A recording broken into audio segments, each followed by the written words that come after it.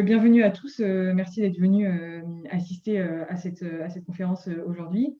Merci aussi à vous, Magali Regueda, d'avoir accepté donc, de faire cette intervention pour nous. Vous êtes géographe, maître de conférences à l'École normale supérieure et membre du Haut Conseil pour le climat.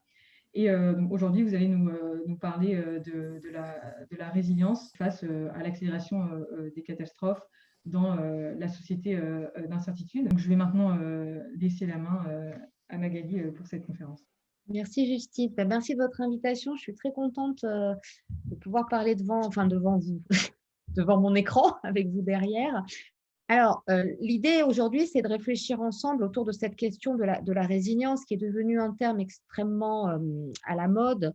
Alors, ce terme, il a été notamment utilisé en France de façon vraiment, il a vraiment émergé en fait en France au moment des attentats de l'année 2015, en particulier après les attentats du Bataclan, où pour vraiment la première fois, des personnalités politiques ont employé ce terme de résilience, qui d'ailleurs, à ce moment-là, était aussi souvent confondu avec résistance. Il y avait des sortes de lapsus qui se mettaient en place.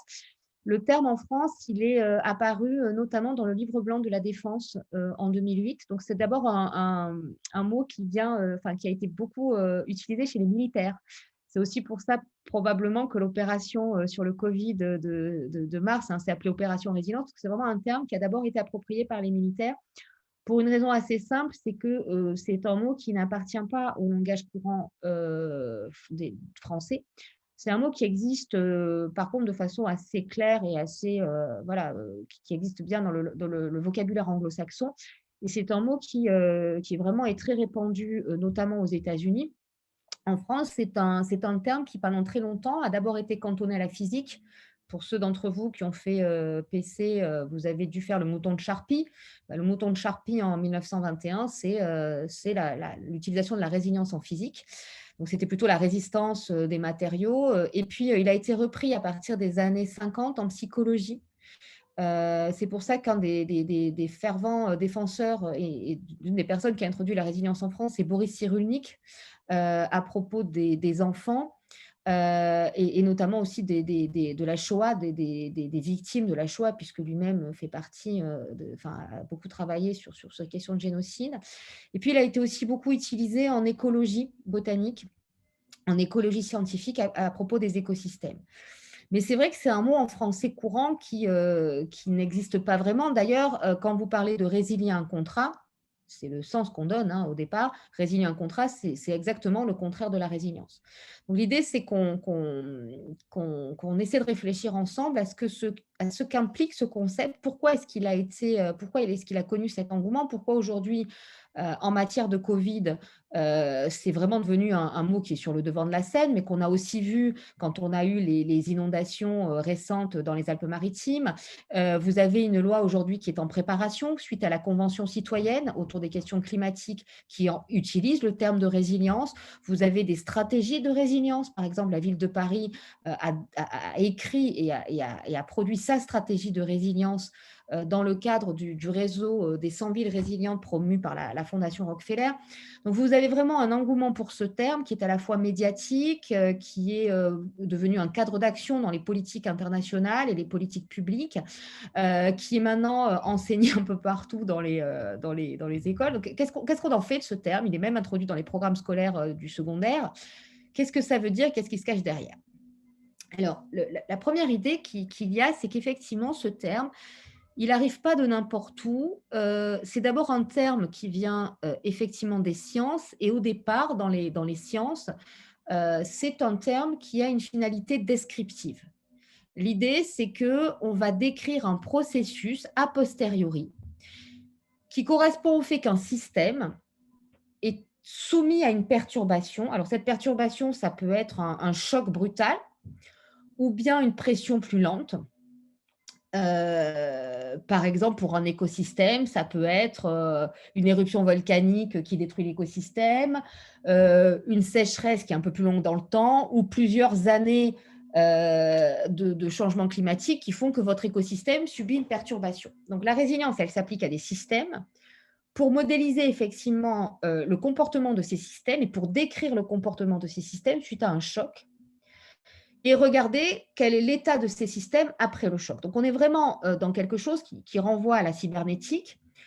Et si vous creusez un peu ces questions de résilience, vous verrez, on est beaucoup dans les questions de bassin d'attraction, dans les questions de bifurcation, dans les questions d'homéostasie, de systèmes complexes, voilà. Et donc, au départ, ça vient de là, donc c'est un concept descriptif. Et puis, il se trouve que à partir des années 80, 90 et surtout 2000, ce concept va être embarqué par les politiques publiques et les politiques internationales dans deux domaines en particulier qui sont la prévention des risques de catastrophes, en particulier des catastrophes naturelles, d'un côté, et puis le changement climatique. Dans le cas des catastrophes naturelles, ça va surtout être interprété comme le pendant de la vulnérabilité. Je reviendrai un peu plus tard sur ce que ça veut dire, mais en gros, c'est l'idée que face à des populations, des territoires, des bâtiments, des réseaux qui sont vulnérables, c'est-à-dire qui sont sensibles à des chocs ou à des pressions lentes, à des stress chroniques, face à cette sensibilité, à cette fragilité, il y a une possibilité de relèvement, de rebond, de faire face, ce qu'on appelle le coping capacity, qui va permettre à ces enjeux, à ces éléments, de répondre à la perturbation, de se relever après le choc, de se reconstruire. Et le terme anglophone pour ça, c'est the recovery process. Alors, recovery, c'est un peu compliqué à traduire, mais en gros, c'est, vous savez, le malade qui se relève après le valétudinaire, on disait au XVIIe siècle, mais c'est vraiment celui qui est malade et qui se remet sur pied, quoi, avec tous les problèmes que ça peut poser. Donc, c'est un terme qui, dans ce contexte-là, est vraiment considéré comme le pendant de la vulnérabilité. Plus vous réduisez la vulnérabilité, plus vous augmentez la résilience. Dans le champ du changement climatique, c'est un peu différent.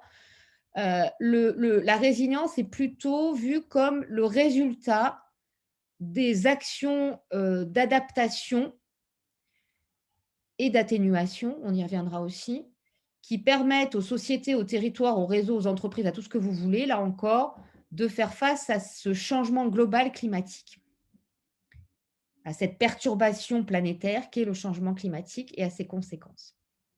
Alors tout ça s'inscrit dans un contexte un peu particulier qui historiquement est assez daté, qui a été notamment, qui a commencé à être vraiment porté sur le devant de la scène dans les années 90, avec un ouvrage dont vous avez peut-être entendu parler, qui est l'ouvrage du sociologue Ulrich Beck. Ulrich Beck, c'est un sociologue est-allemand qui écrit l'année de la catastrophe de Tchernobyl, un livre qui va être traduit par le terme de société du risque, die Risikogesellschaft. C'est un sociologue qui va, en gros, poser le problème suivant. On assiste, enfin, la société dans laquelle nous vivons, les sociétés occidentales dans lesquelles nous vivons, se sont construites autour de ce qu'on appelle la modernité. Qu'est-ce que c'est que la modernité? C'est ce que nous, on appelle en sciences sociales un paradigme, c'est-à-dire, en gros, c'est ce dans quoi vous baignez. Le cadre de pensée dominant dans lequel vous baignez et qui va définir vos représentations, vos valeurs, les structures de pouvoir, les modes de gouvernement. Enfin, donc, c'est une sorte de grand cadre. Et la modernité, qu'est-ce que c'est? C'est en gros l'idée que les hommes, l'espèce humaine n'est pas qu'une espèce, c'est aussi les hommes ne sont pas que des animaux, ce sont des animaux doués de raison, ça vous le savez, qui, grâce au progrès des sciences et des techniques, vont d'une part pouvoir contrôler, être comme maître et possesseur de la nature, c'est le grand projet cartésien, donc pas être les maîtres et possesseurs de la nature, ça c'est Dieu, mais quand même pouvoir s'affranchir de la physique. La preuve en est, on arrive aujourd'hui à s'affranchir des lois de la pesanteur en envoyant des robots sur les comètes ou je ne sais pas quoi. Donc, c'est l'ingénierie qui va contrôler le monde, qui va nous permettre de contrôler les éléments. Par parenthèse, si vous suivez un peu les débats sur le changement climatique, c'est la géo-ingénierie. on va pouvoir, voilà, c'est tous les débats que vous avez aujourd'hui sur l'anthropocène. L'homme est une force, l'espèce humaine, hein, l'homme pas en tant qu'homme, mais l'homme et les femmes. Enfin, les sociétés humaines sont devenues des forces géologiques au même titre que les autres forces géologiques de la planète, puisqu'on est capable de transformer les dynamiques planétaires dans leur globalité. Donc, il y a cette idée que la modernité va, par le progrès des sciences et des techniques, permettre non seulement à cet homme d'être comme maître et possesseur de la nature, mais de vivre en sécurité et d'acquérir finalement cette émancipation par rapport à la nature qui lui permet d'exercer pleinement sa liberté et donc d'être libre. Et donc, c'est tout cet aboutissement en fait de la pensée occidentale qui arrive dans ce concept de modernité, alors qui a été beaucoup travaillé par les philosophes. Et cette société moderne qui se met en place en Occident, elle s'appuie sur 3 piliers. Le premier pilier, je vous l'ai dit, c'est la science. Une science qui est complètement laïcisée, qui est séparée de la métaphysique. Vous êtes des physiciens, vous travaillez sur la physique, sur des lois déterministes ou probabilistes, mais en tout cas sur des lois avec une possibilité d'objectiver des faits, de construire des faits dans les laboratoires, de rendre compte de ces faits. Et cette science, elle permet à la fois la connaissance des processus, notamment par l'acquisition de données, par la modélisation, et ensuite le développement de techniques qui permet de contrôler les éléments du milieu. Le deuxième outil, c'est le marché. Le marché en tant qu'il va permettre de proposer une rationalité, qui est ce qu'on appelle la rationalité économique, qui va pouvoir permettre de décider pour le politique en s'appuyant sur ce que vous faites peut-être déjà du calcul coût-bénéfice. Donc, on va appliquer en fait aux événements et à un certain nombre d'événements au sens d'événements probabilistes, hein, les lois du marché, c'est-à-dire que pour décider, pour savoir si par exemple on doit construire telle ou telle chose, si on doit investir à tel ou tel endroit, on va regarder le coût et le bénéfice. Et puis le troisième pilier de la modernité, c'est l'État moderne, l'État-nation. L'État tel que vous le connaissez aujourd'hui, avec un gouvernement où le peuple souverain aliène une partie de sa liberté et de son pouvoir pour le donner à des représentants démocratiquement élus ou à des rois, enfin à un gouvernement qui en échange garantit sa sécurité. Pour le dire autrement, si le gouvernement n'est pas en capacité de garantir votre sécurité, vous n'avez aucun intérêt à la jouer collectif. On revient à la loi de la nature. Et ça, c'est très important parce que du coup, vous voyez comment tout au long, notamment du 19e siècle et du 20e siècle, va se mettre en place un trio assis sur un certain nombre de figures, le scientifique et l'ingénieur.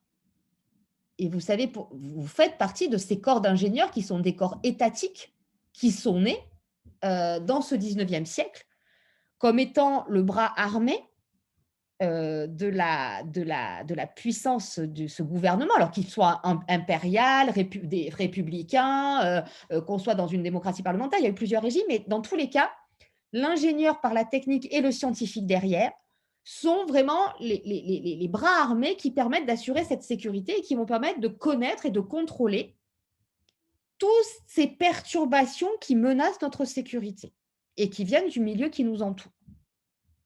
Aussi bien les perturbations, les risques hydroclimatiques, les risques telluriques, les risques liés au mouvement des sols, mais aussi, par exemple, tout ce qui concerne le sanitaire, les épizooties, les épidémies, et on est en plein dedans là.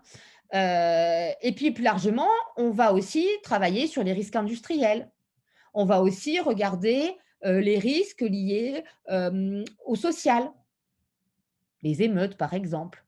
Et se mettre aussi en place à ce moment-là des nouveaux modes de surveillance, de contrôle des populations qui vont se mettre en place par ces techniques. Vous avez ensuite le marché, avec donc cette logique, cette rationalité économique qui s'appuie sur la capacité à traduire ces événements potentiellement dommageables en pertes et dommages, donc en particulier qui s'appuie sur le calcul de probabilité, qui va vous permettre de calculer les espérances de dommages, qui vont vous permettre de savoir si oui ou non l'investissement que vous allez faire va être important. Et tous ceux qui vont s'orienter vers l'actuariat, c'est exactement ce que vous allez faire.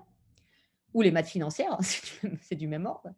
Et vous allez avoir donc derrière ce mécanisme de décision qu'on appelle mise en risque, c'est-à-dire vraiment la capacité de prendre ces événements qui sont en soi ni menaces ni ressources, mais pour lesquels on va définir ces espérances de dommages et de gains, et puis un État qui se structure autour de ce contrôle.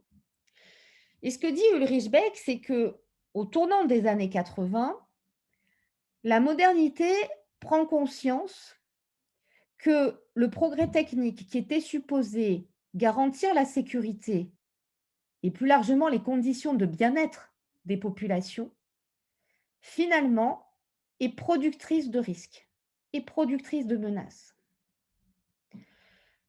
Qu'est-ce qu'il veut dire par là? Il veut dire deux choses. D'une part,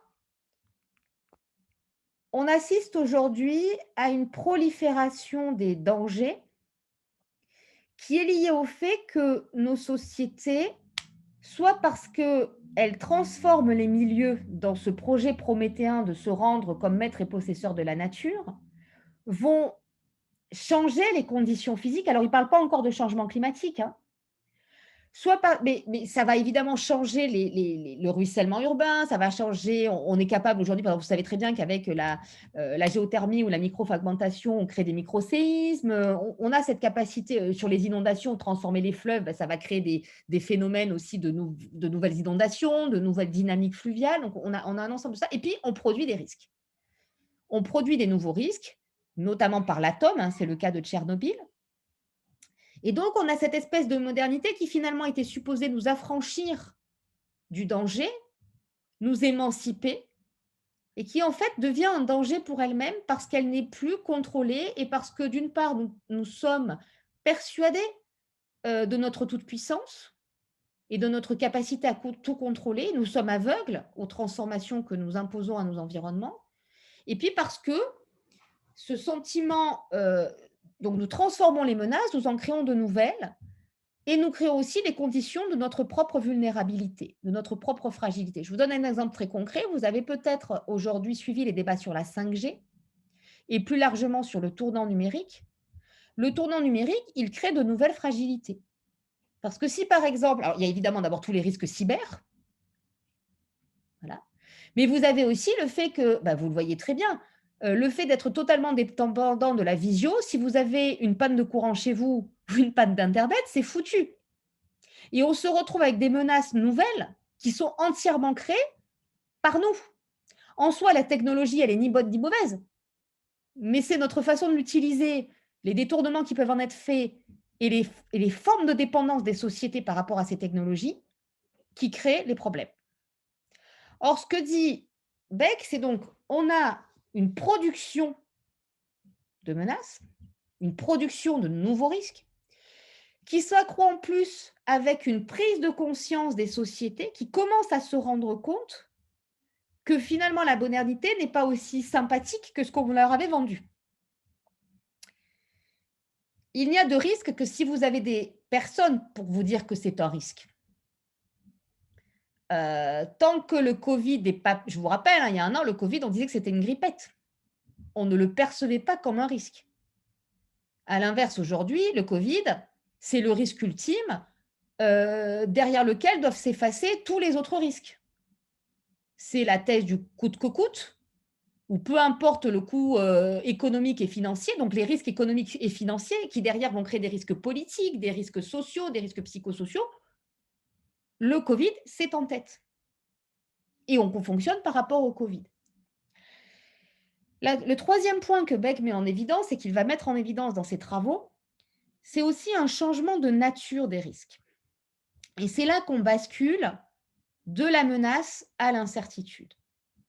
Le changement de nature des risques, qu'est-ce que c'est? C'est l'idée de dire qu'avec notamment la globalisation des économies, l'intensification des échanges, l'interconnexion des territoires et des personnes par des réseaux de toute nature et par des pratiques qui font que aujourd'hui tout est interconnecté, vous avez l'émergence d'un système complexe avec des rétroactions dans tous les sens qui font que des perturbations au départ très localisées vont avoir très rapidement, vont donner naissance très rapidement à des phénomènes de contagion qui ont 3 caractéristiques.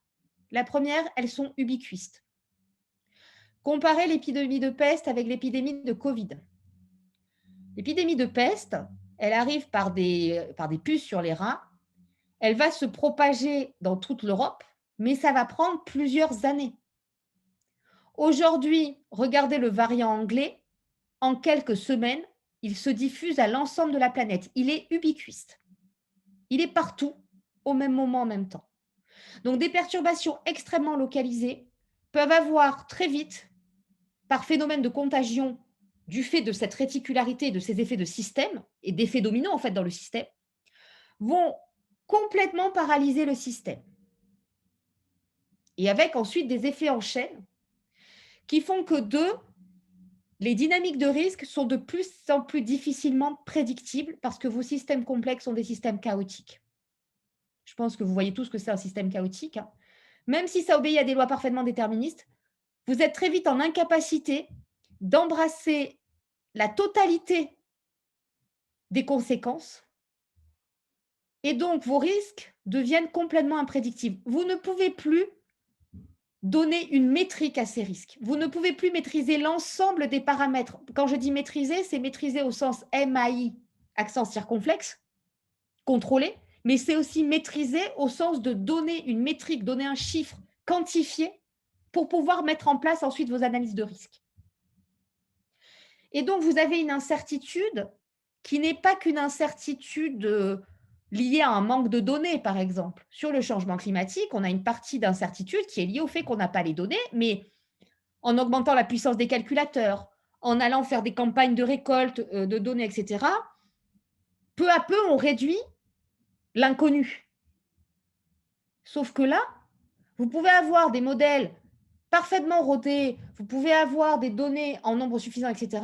Vous n'arrivez plus à modéliser le comportement du système assez rapidement parce que les effets sont décalés dans le temps et dans l'espace avec un ensemble d'effets dominos qui font que ça devient complètement imprédictible. La troisième caractéristique de ces risques, c'est qu'ils sont irréversibles. Les conséquences sont irréversibles. Quand je dis irréversible, ça veut dire qu'à l'échelle d'une vie humaine, on n'a pas de retour en arrière. Typiquement, le changement climatique est un phénomène irréversible au sens où, à l'échelle d'une génération, l'inertie climatique est telle que même si vous agissez, vous avez déjà plusieurs années, voire plusieurs décennies pour revenir au point de départ. Vous savez qu'aujourd'hui, même si aujourd'hui l'humanité disparaissait, voilà, demain il n'y a plus d'hommes sur la planète, il faudrait entre 20, 30, 40 ans pour revenir à l'état pré-industriel. Et puis, vous avez la dernière caractéristique, ces menaces sont invisibles. Vous ne voyez pas le changement climatique, vous ne voyez pas le Covid, vous ne voyez pas la crise de la diversité parce qu'en fait, ce sont des tendances dans le temps. Et donc, elles sont difficiles à appréhender. Et du fait de ces caractéristiques, on ne parle plus de risque, justement, on parle de menace. Cette menace, elle renvoie à cette incapacité des outils traditionnels de mise en risque, ce que je vous ai dit, l'analyse coût-bénéfice, les calculs de probabilité. Alors, même si aujourd'hui, on travaille sur des probabilités bayésiennes, enfin, mais on a encore toute cette imprédictibilité qui fait qu'on ne peut plus, ou on ne peut pas complètement rentrer, notamment la décision publique, dans les cadres habituels. Ce qui veut dire que vous avez toujours des risques très classiques. Une inondation, c'est une inondation. On peut modéliser le temps de retour, on peut modéliser plein de choses. Mais vous avez un ensemble de phénomènes, le terrorisme, la pandémie Covid a dans ses conséquences, le changement climatique, évidemment, qui sont ce qu'on appelle des menaces globales ou systémiques. Elles affectent des systèmes complexes, qui sont en fait des systèmes de systèmes de systèmes de systèmes. C'est des systèmes emboîtés. Et dans ces systèmes de systèmes, vous avez ces perturbations qui se diffusent très rapidement, vous avez ce phénomène d'ubiquité, et vous avez aussi ce que nous, géographes, on appelle des processus transscalaires. Pour le dire de façon très simple, peut-être que si vous avez fait de la géographie au lycée, on vous a appris à combiner les échelles. Vous regardez la maison, le quartier, la ville, le pays, le continent, le monde, ça fait comme des poupées russes. Quand vous regardez le changement climatique, on parle de glocal. Le local est dans le global est dans le local. On est en permanence dans des jeux d'interaction entre le local et le global. En fait, ce qui se passe, c'est qu'on a des rétroactions permanentes entre le système englobant et le sous-système, qui fait que toute action que vous menez au niveau du système englobant a des répercussions sur les sous-systèmes, mais qui ont aussi une part de comportement autonome, qui vont aussi influencer les sous-systèmes entre eux et influencer le système englobant. Et tout ça vous crée un joyeux bordel, pour le dire très simplement, qui fait qu'il devient extrêmement difficile de savoir ce qui se passe. Parce que dans un système, vous le savez, la somme des parties n'est pas égale au tout. La somme des parties, c'est plus que ça. C'est la totalité du système, c'est la somme des parties plus les interactions entre le système. Ce qui veut dire que quand pour un acteur, quand vous devez opérationnaliser ça, parce que tout ça c'est très théorique, mais quand vous devez mettre ça en musique, ben pour vous le dire franchement, si par exemple vous regardez le changement climatique, qui est une menace globale, systémique, avec encore beaucoup d'incertitudes, dont une partie sont pour l'instant des incertitudes structurelles, la seule façon qu'on a de gérer le changement climatique, c'est l'international. C'est-à-dire la somme des États qui est supposée converger vers le règlement d'un problème qui est systémique. Or, la somme des États, ça ne fait pas le tout.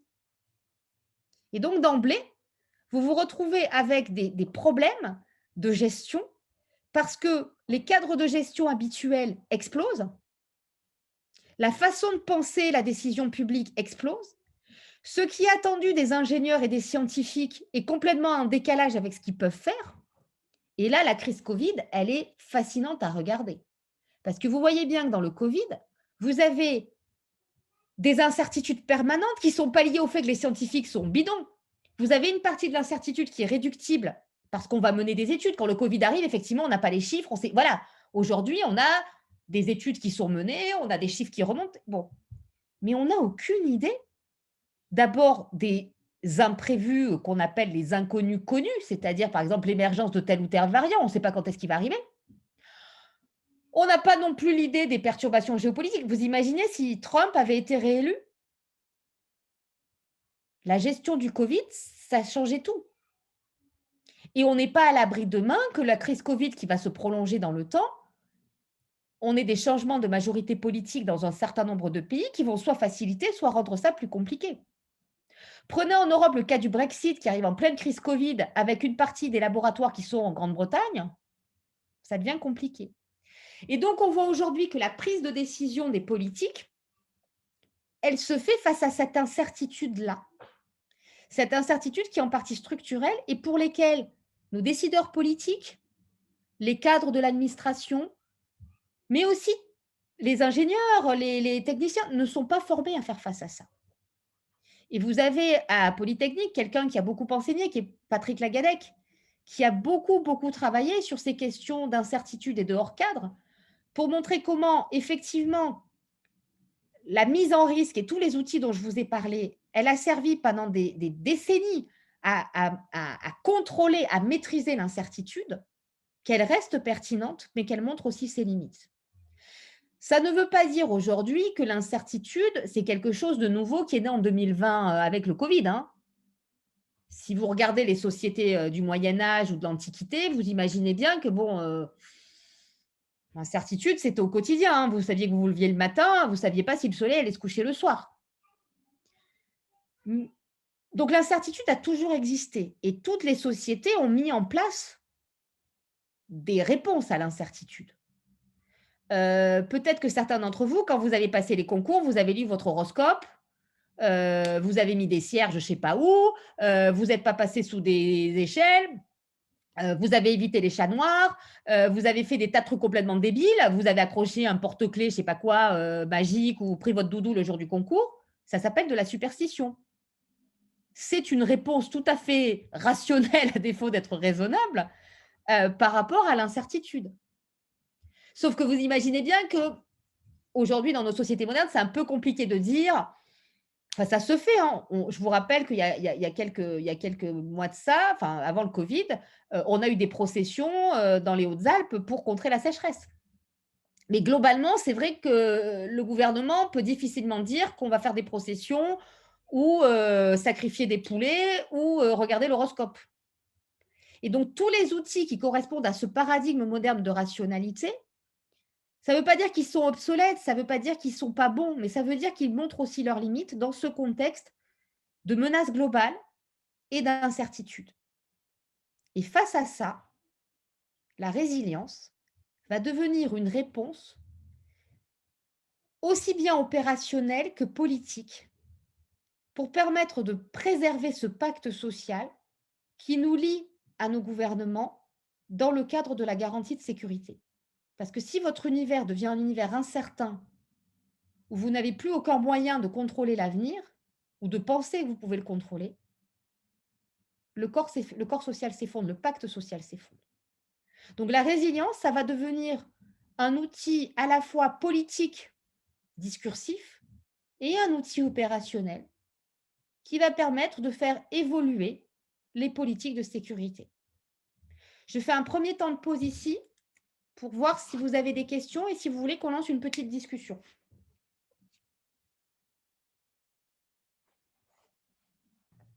N'hésitez pas à poser vos questions soit dans l'onglet Q&A ou à lever la main et à ce moment-là, je vous donnerai la parole.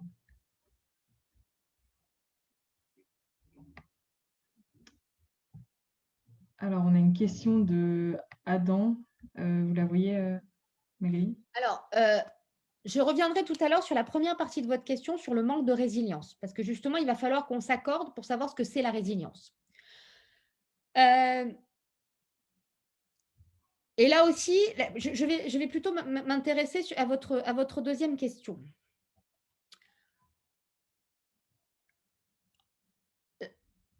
En gros, le problème qui se pose, c'est est-ce qu'on raisonne à l'échelle de l'individu ou à l'échelle du collectif? La vie d'un individu, comme d'ailleurs d'un collectif, on parlera par exemple de la population française, elle est rythmée par des chocs et des pressions qui s'exercent sur vous. Certains chocs, vous les voyez, par exemple, la rupture amoureuse, la maladie qui se déclare. Ah pardon, excusez-moi. Alors, Adam a posé comme question, à quoi nous expose le manque manifeste de résilience dans une société? Non, n'enlevez pas. Elle est partie la question. Voilà. À quoi nous expose le manque manifeste de résilience dans une société? Vous parlez de phénomènes de tendance. Est-ce que vous voyez la menace qui nous guette comme brutale, type collapsologie ou effondrement, ou comme plus insidieuse en tendance? Donc, dans la vie, enfin, en gros, ce qui se passe, c'est que vous avez des chocs qui sont tout, enfin voilà, qui arrivent. Alors, si je vous dis, ça peut être le licenciement, vous vivez, vous êtes touché par le Covid, etc. Et puis, vous avez là aussi des pressions dont certaines, vous en avez conscience. Par exemple, vous vieillissez tous. Vous avez quand même conscience qu'à un moment donné, ça va mal finir. Enfin, ça va finir en tout cas au cimetière pour chacun d'entre nous. Et puis, vous avez des menaces ou des choses dont vous n'avez pas conscience, soit parce que le risque n'est pas identifié, soit parce qu'il est identifié mais que vous ne vous sentez pas concerné. Par exemple, certains d'entre vous fument. A priori, si vous vous sentiez concerné par ce risque-là, vous ne fumeriez pas. Et puis, il y a d'autres menaces dont vous n'avez même pas conscience. Peut-être que certains d'entre vous ont des bombes à retardement génétique qui leur promettent un cancer d'ici quelques années ou une maladie, voilà, et vous ne le savez pas. Pourquoi je vous raconte tout ça? Parce que du coup, on a souvent tendance à regarder les menaces à partir des processus et non pas à partir de notre capacité individuelle et collective à y répondre. Autrement dit, on regarde beaucoup ce qu'on appelle dans le risque la composante aléa, le processus, la perturbation, et moins ce qu'on appelle la vulnérabilité, qui est comment on est sensible à cette menace et qu'est-ce qu'on peut mettre en place pour être moins sensible, soit parce qu'on s'expose moins, soit parce qu'on est plus résistant. Et donc, quand, par exemple, on parle du changement climatique, d'abord, il faut bien comprendre que, effectivement, le changement climatique est une menace globale qui nous concerne tous, certes, mais que nous ne sommes pas tous vulnérables de la même façon au changement climatique. Ça, c'est le premier point. Que le deuxième point, il y a d'autres menaces aujourd'hui, dont une partie ne sont pas identifiées, qui sont tout aussi dangereuses que le changement climatique. Et quand, par exemple, vous regardez les études de certains assureurs sur les catastrophes naturelles, ils expliquent bien que 30 à 40% de l'augmentation des dommages, des pertes et dommages dans les années à venir seront liés au changement climatique, ce qui veut dire que 60 autres pourcents sont liés aux dynamiques d'urbanisation, aux dynamiques démographiques, aux dynamiques géopolitiques qui vont fragiliser les sociétés. Pour le dire autrement, vous allez avoir, par exemple, des sociétés qui vont se retrouver avec… vous prenez quelqu'un, par exemple, qui a fumé toute sa vie 3 paquets par jour, il est déjà mal en point. Le changement climatique, c'est le mec, en plus, il prend 2 litres d'alcool tous les jours. Vous voyez? Mais on n'a pas besoin, pour qu'il finisse mal, le monsieur ou la dame, de rajouter les 2 litres d'alcool. C'est juste que si vous rajoutez en plus les 2 litres d'alcool, ça va être compliqué. Et ce qu'on sait, c'est que le changement climatique ne va pas faire disparaître l'humanité. En revanche, les populations les plus fragiles vont avoir beaucoup de mal à faire face à ce changement climatique parce qu'effectivement, il est très brutal et que surtout, ses conséquences sont très rapides. Et là, j'anticipe un peu sur le sujet de l'adaptation dont je vais parler tout à l'heure. Donc, si vous voulez, moi, la collapsologie, je suis extrêmement méfiante avec la collapsologie. Pourquoi? Parce que la collapsologie, finalement, ne donne pas un cadre de… Enfin, elle est intéressante pour pousser jusqu'au bout la dystopie. Mais elle ne donne pas un cadre d'action pertinent, à mon avis, pour agir. Parce que précisément, il n'y aura pas un effondrement total et complet. Alors après, vous pouvez me dire, il y a une météorite qui débarque et on est foutu, quoi. Mais je veux dire, justement, ce qui est très insidieux dans le changement climatique, et je trouve que ce terme-là, il est insidieux, c'est que c'est exactement comme quand vous vous regardez le matin dans votre glace. Si vous vous regardez tous les jours dans la glace, vous ne vous voyez pas vieillir, sauf le jour où vous avez la gueule de bois et vous vous dites que vous avez une sale tête. Si vous vous regardez tous les ans, ça dépend des années. Si vous vous regardez tous les 10 ans, vous allez voir quand même que ça se dégrade. À un moment, ça déconne un petit peu. Et du coup, la difficulté, c'est de percevoir cette tendance en tant qu'individu et que collectif. Sachant qu'aujourd'hui, vous avez un ensemble d'événements qui occultent ce changement climatique, typiquement la crise Covid. Vous avez dû voir circuler sur Internet cette image, vous voyez la première vague Covid, et derrière, vous voyez le gigantesque tsunami changement climatique. Cette image-là, elle est intéressante parce que c'est exactement ça. Et on va en reparler pour l'adaptation. Donc, si vous voulez, en termes de communication, de conviction, de travail, par rapport à la sensibilisation qu'on doit faire sur le changement climatique, je pense que la collapsologie, c'est un peu comme le doute radical chez Descartes. Je ne sais pas si vous connaissez un peu Descartes, mais Descartes, il vous dit, en gros, quand il fait ses méditations, il doute de tout. Alors, il commence à douter de ce qu'il y a autour de lui, puis il doute de sa chaise, de son feu, puis il finit par douter de sa main et de lui-même jusqu'à ce qu'il garde le jeu. Et ce doute méthodique, il vous sort le coup du malin génie en disant, je m'imagine qu'il y a un malin génie qui me trompe. C'est une méthode, si vous voulez. C'est une méthode pour pousser jusqu'au bout la logique. Mais ce que vous dit aussi les philosophes, c'est que si demain un camion vous fonce dessus, vous ne doutez pas de son existence, vous vous mettez à côté. Pour moi, la collapsologie, c'est un peu ça. C'est le doute radical de Descartes. C'est ce qui vous permet méthodologiquement de vous propulser vers cette pensée de « mais si on ne fait rien, qu'est-ce qui se passe ?» de penser la catastrophe, de penser l'inimaginable. Par contre, ça ne donne pas de réponse pertinente à l'action. Parce que le catastrophisme est d'abord anxiogène. En plus, ça vous dit, bah, finalement, si on va tous mourir, autant, voilà. Si demain, je vous dis, écoutez, on va tous mourir du Covid, il n'y a pas de traitement, machin, vous sortez tous dans la rue, vous allez vous amuser. Hein. Je veux dire, c'est logique. Donc, je pense que, vous voyez, la collapsologie, c'est un cadre philosophique extrêmement intéressant pour vraiment pousser au bout des logiques et être dans des postulats extrêmes qui sont vraiment utiles pour penser les choses. D'un point de vue purement pragmatique, je ne pense pas que ça ait une utilité sociale parce que ça bloque beaucoup de gens et qu'en termes d'opérationnalisation et d'action, si vous rentrez dans la collapsologie, en gros, justement, vous cassez aussi ce pacte social qui fait qu'à un moment, la solidarité et l'entraide se fait aussi au niveau d'une société, d'un monde et d'une nation. La collapsologie, c'est aussi dans certains cas le refermement sur soi par des tout petits groupes qui poussent au survivalisme, etc. Je ne sais pas si j'ai répondu à cette question. Alors, peut-on imaginer aborder ce changement de paradigme sans évolution de la pensée, un retour à une forme de spiritualité ou au moins un rééquilibrage entre science et matérialité et dimension de l'âme? Je crois que là, vous posez une question qui anticipe aussi sur la suite. Il y a 2 choses. Il y a effectivement aujourd'hui ce questionnement sur des sociétés sans doute désemparées et là, il faut lire les travaux des historiens. Heu, Moi, j'aime beaucoup, par exemple, un ouvrage de Jean Delumeau, qui est un historien du Moyen Âge, qui a beaucoup travaillé sur les peurs au Moyen Âge et qui a beaucoup étudié pour comprendre quelles étaient ces peurs du Moyen Âge. Moi, j'ai aussi beaucoup aimé travailler sur des historiens de la Renaissance qui montrent comment, au moment de la Renaissance, le temps des grandes découvertes, le temps des aussi justement de l'émergence de cette science, de la découverte de la planète, enfin de la place de l'homme sur la Terre par rapport à Dieu, tout ça, est un temps de grande angoisse et de grande inquiétude. Et je pense qu'aujourd'hui, effectivement, nous avons une société qui se pose beaucoup de questions, qui revient vers des formes de naturalisation un peu surréalistes, j'avoue. On a tué Dieu, qu'est-ce qui reste la nature? Où on est sur une sorte de mystique de Gaïa, avec beaucoup d'ailleurs d'anthropomorphisme. Gaïa se venge. Non, Gaïa, Gaïa se venge pas. Non, non, non, non, Gaïa se venge pas. Non. Avec des questionnements qui sont tout à fait légitimes, mais qui touchent effectivement à des croyances, à des opinions et à la foi. Et là, on sort vraiment de la science.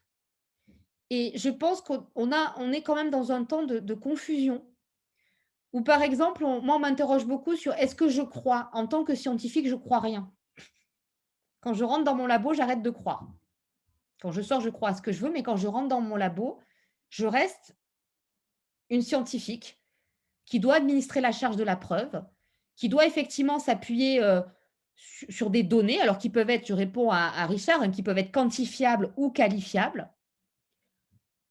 Je vais avoir un esprit critique, je vais douter, je vais me poser des questions, mais je ne vais pas être dans la foi. Mais c'est vrai qu'aujourd'hui, vous avez autour de ces enjeux-là, parce que c'est des enjeux qui font peur et parce que notamment la peur se transforme en angoisse. Qu'est-ce que c'est que la différence entre la peur et l'angoisse? La peur, vous avez un objet bien identifié. Quand vous avez peur, vous savez de quoi vous avez peur. Vous pouvez mettre en place des réponses psychologiques, sociales, politiques pour faire face à cette peur. L'angoisse, il n'y a pas d'objet. L'angoisse, vous ne vous sentez pas bien, mais vous ne savez pas. Vous savez pas. C'est ce qui s'est passé pendant le Covid. Pendant le Covid, l'angoisse, qui est quelque chose qui échappe à la rationalisation, a pris la place de la peur. Et il faut bien comprendre aujourd'hui que vous vivez dans une société, ça a été beaucoup étudié par les sciences sociales, une société où l'émotion, les émotions, qu'elles soient sensibles ou non, conscientes ou non, sont vraiment aujourd'hui au centre, au centre de la société.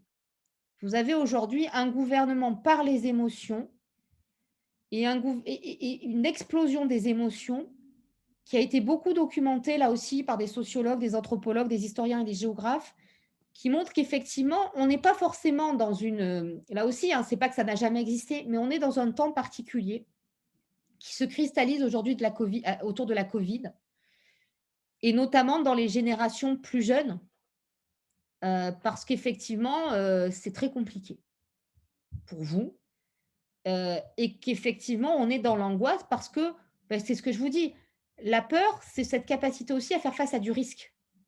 Mais le risque, il est sous contrôle d'une certaine façon. Le risque, il vous donne une boussole pour vous orienter dans l'incertitude. Vous ne savez pas ce qui va se passer, mais si vous jouez au dé, vous savez que une chance sur 6 de tomber sur telle ou telle face.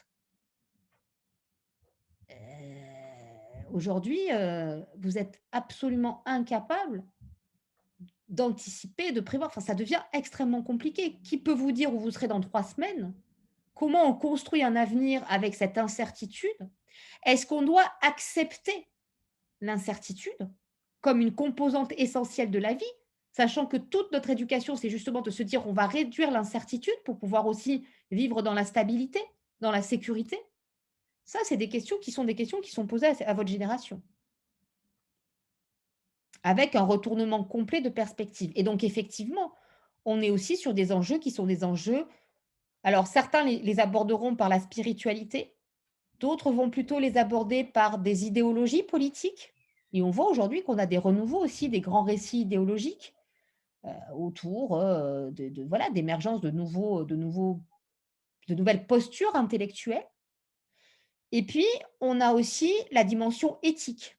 Beaucoup de gens, et moi c'est plutôt vers ça que je vais tendre à la fin de mon exposé, l'abordent plutôt de façon éthique, en se posant la question de la justice, en se posant la question de l'égale répartition, de la responsabilité, de l'engagement, de la liberté, de l'égalité. Enfin, vous savez, ces valeurs un peu bizarres qui sont inscrites sur le fronton de plein de trucs chez nous, mais c'est une vraie question. Alors, Siroun demande: «Quelle est votre perspective pour aider à accélérer les prises de conscience et donner l'envie d'agir au niveau collectif?» C'est très compliqué, effectivement, parce que, derrière, vous avez c'est très compliqué parce que la prise de conscience, d'abord, ne signifie pas forcément l'action, premièrement. Deuxièmement, l'action collective ne signifie pas forcément une action juste qui embarque tout le monde. C'est pas parce que vous vous constituez en association que vous travaillez pour l'intérêt général. Et puis, vous avez aussi un décalage entre, aujourd'hui, en gros, ce qu'on constate sur les enjeux climatiques, c'est que le climato-scepticisme est en recul. Alors même s'il y en a encore trop, mais, et globalement, quand vous interrogez les Français, une majorité maintenant assez significative a conscience du risque climatique, a conscience du changement climatique. Est-ce que pour autant elle a conscience des impacts de ce changement? Absolument pas. Et si je demandais à chacun d'entre vous, dites-moi dans 10 ans, quelles sont pour vous, individus, ou pour votre famille, les conséquences du changement climatique qui vont vous concerner, je ne suis pas sûre que vous serez capable de me répondre. Et si en plus, je vous dis quels sont les moyens d'action, ben, le problème, c'est que là aussi, on sait globalement ce qu'il faut faire, mais personne ne vous dit les moyens pour y arriver parce qu'il y a plusieurs voies en réalité pour y arriver. Et que selon les individus, vous allez avoir des préférences qui ne sont pas les mêmes. Êtes-vous prêt à renoncer à vos téléphones portables? Êtes-vous prêt à renoncer à vos vêtements pas trop chers? Êtes-vous prêt à manger local, à renoncer à la viande? Enfin voilà. Et là, pour ceux qui ne l'ont pas fait, je vous conseille de faire. Alors, il y a plein de sites qui vous le proposent, mais vous devez connaître le côté, la dimension, enfin le site Bon Pote, où vous avez, vous pouvez calculer votre empreinte carbone et votre bilan carbone. Et regardez ce qu'il faudrait faire pour vous, à l'échelle d'individu, rentrer dans le cadre des accords de Paris. Vous allez voir que ce n'est pas facile. Et même si vous arriviez, vous, à être exemplaire, et même si tous les Français arrivaient à être exemplaires, on arriverait en gros à toucher 25% des émissions. Il faudrait encore agir sur plein d'autres secteurs, avec des conséquences absolument terribles. Parce que là aussi, il ne faut pas s'imaginer que la transition écologique, ça va être un chemin semé de roses. On sait aujourd'hui que les principales victimes du changement climatique sont aussi les principales victimes des politiques d'adaptation et d'atténuation climatique. Ça, je vous en parlerai un peu plus tard. Alors, je suis tout à fait d'accord avec la remarque de Jacques. Euh,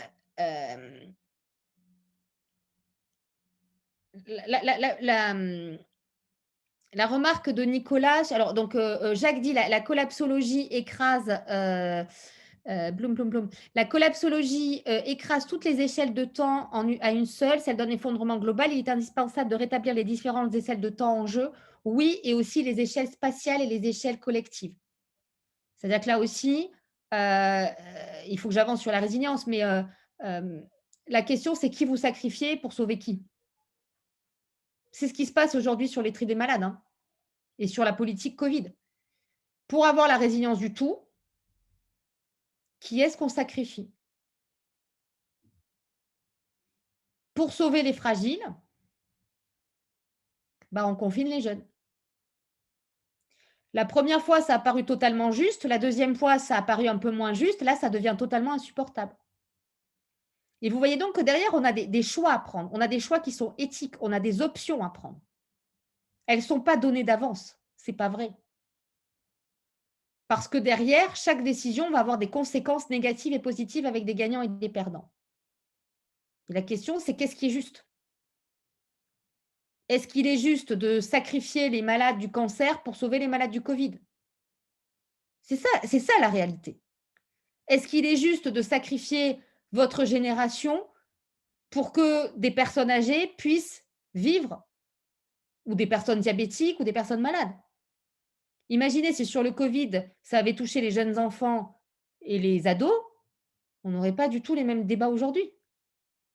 Donc on voit bien que derrière il y a des questions de choix et que malheureusement, tout n'est pas, ça n'est pas donné. Il n'y a pas de bonne recette. Il y a des options et ça vous interroge aussi sur le rôle du scientifique et de l'expert et de la décision politique. Il y a un peu cette mystique qu'on va demander aux scientifiques et à l'ingénieur la réponse en 3 minutes et qu'avec un vaccin ou une petite pilule ou un petit peu de gaz dans l'atmosphère, on résoudra tous les problèmes. Non. Et effectivement, je reprends la question de Nicolas. Pour revenir à votre vision de la collapsologie, il est question d'un effondrement de la société thermo-industrielle. On est tout à fait d'accord. Il ne s'agit pas d'un discours catastrophiste de la disparition des hommes et qui s'intéresse à une transformation majeure, pas d'une fin du tout. Alors, ça dépend quel discours collapsologue vous preniez, parce qu'effectivement, l'approche de Pablo Servigne, effectivement, on est dans qu'est-ce qui se passe avec comment est-ce qu'on met fin à la société thermo-industrielle. C'est un peu plus compliqué quand on regarde les collapsologues qui, en fait, là, sont dans une vision très catastrophiste. Et là aussi, dans la collapsologie, c'est exactement comme quand vous avez eu le catastrophisme éclairé de Dupuy, qui a pu être interprété dans des façons extrêmement différentes, avec d'un côté le fatalisme, enfin, ce n'est pas du tout ce qu'il disait, hein. Voilà. Alors, il montre effectivement le risque à ne pas… Donc, Nicolas ajoute, ceci dit, il montre bien que le risque à ne pas changer, qui est de toute façon généralement admis, il veut juste éviter de mettre la collapsio à la poubelle pour une question de choix de mots. Je suis tout à fait d'accord avec vous. Simplement, comprenez bien que la collapsologie telle qu'elle est entendue aujourd'hui dans le discours public et politique ne tend pas vers cette lecture-là, qui est une lecture extrêmement nuancée. Alors, je vais continuer et je répondrai à la question de Richard sur la résilience des packs quantifiables pour vous montrer comment est-ce que cette résilience, elle arrive dans le truc.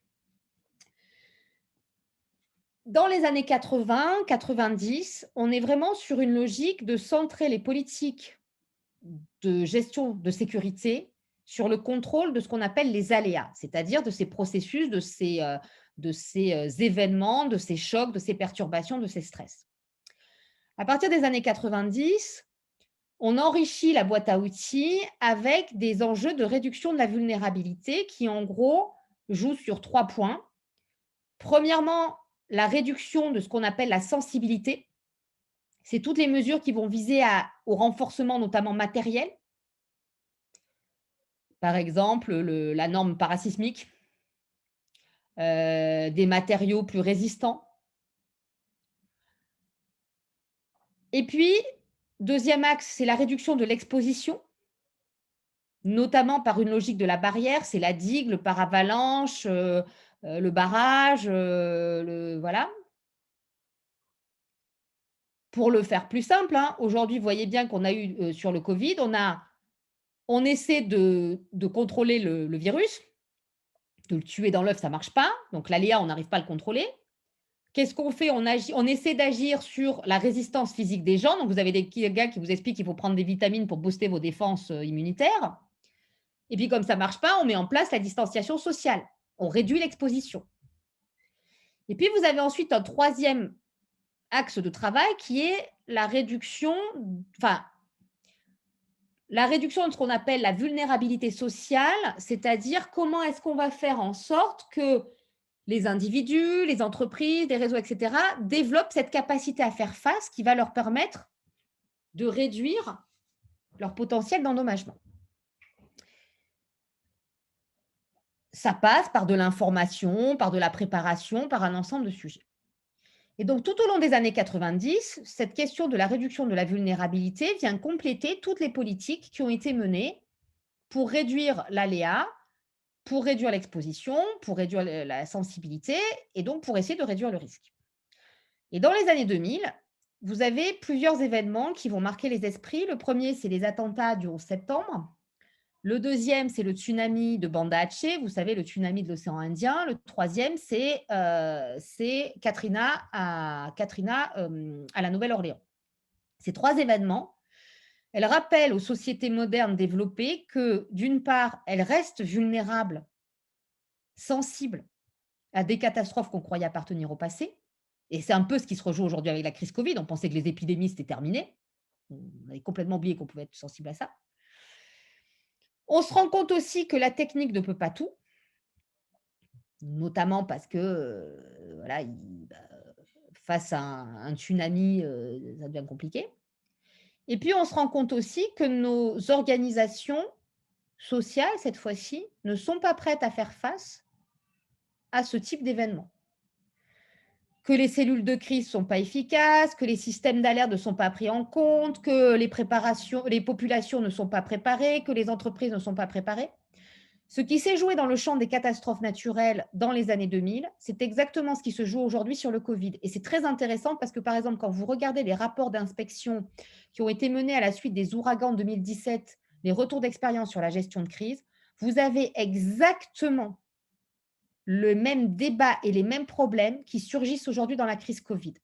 Si vous voulez lire un bouquin passionnant, c'est le bouquin d'Olivier Boras qui vient de sortir, qui a beaucoup travaillé sur ces questions de gestion de crise et qui, en comparant Irma, Seveso et aujourd'hui le Covid, pour avoir travaillé sur Irma notamment, je vous assure qu'à un moment, je me disais, mais ce n'est pas possible.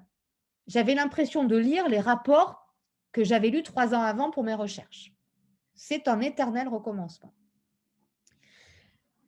Là-dessus arrive en plus 2011, la catastrophe ou l'accident de Fukushima, avec cette interaction NATEC, pardon.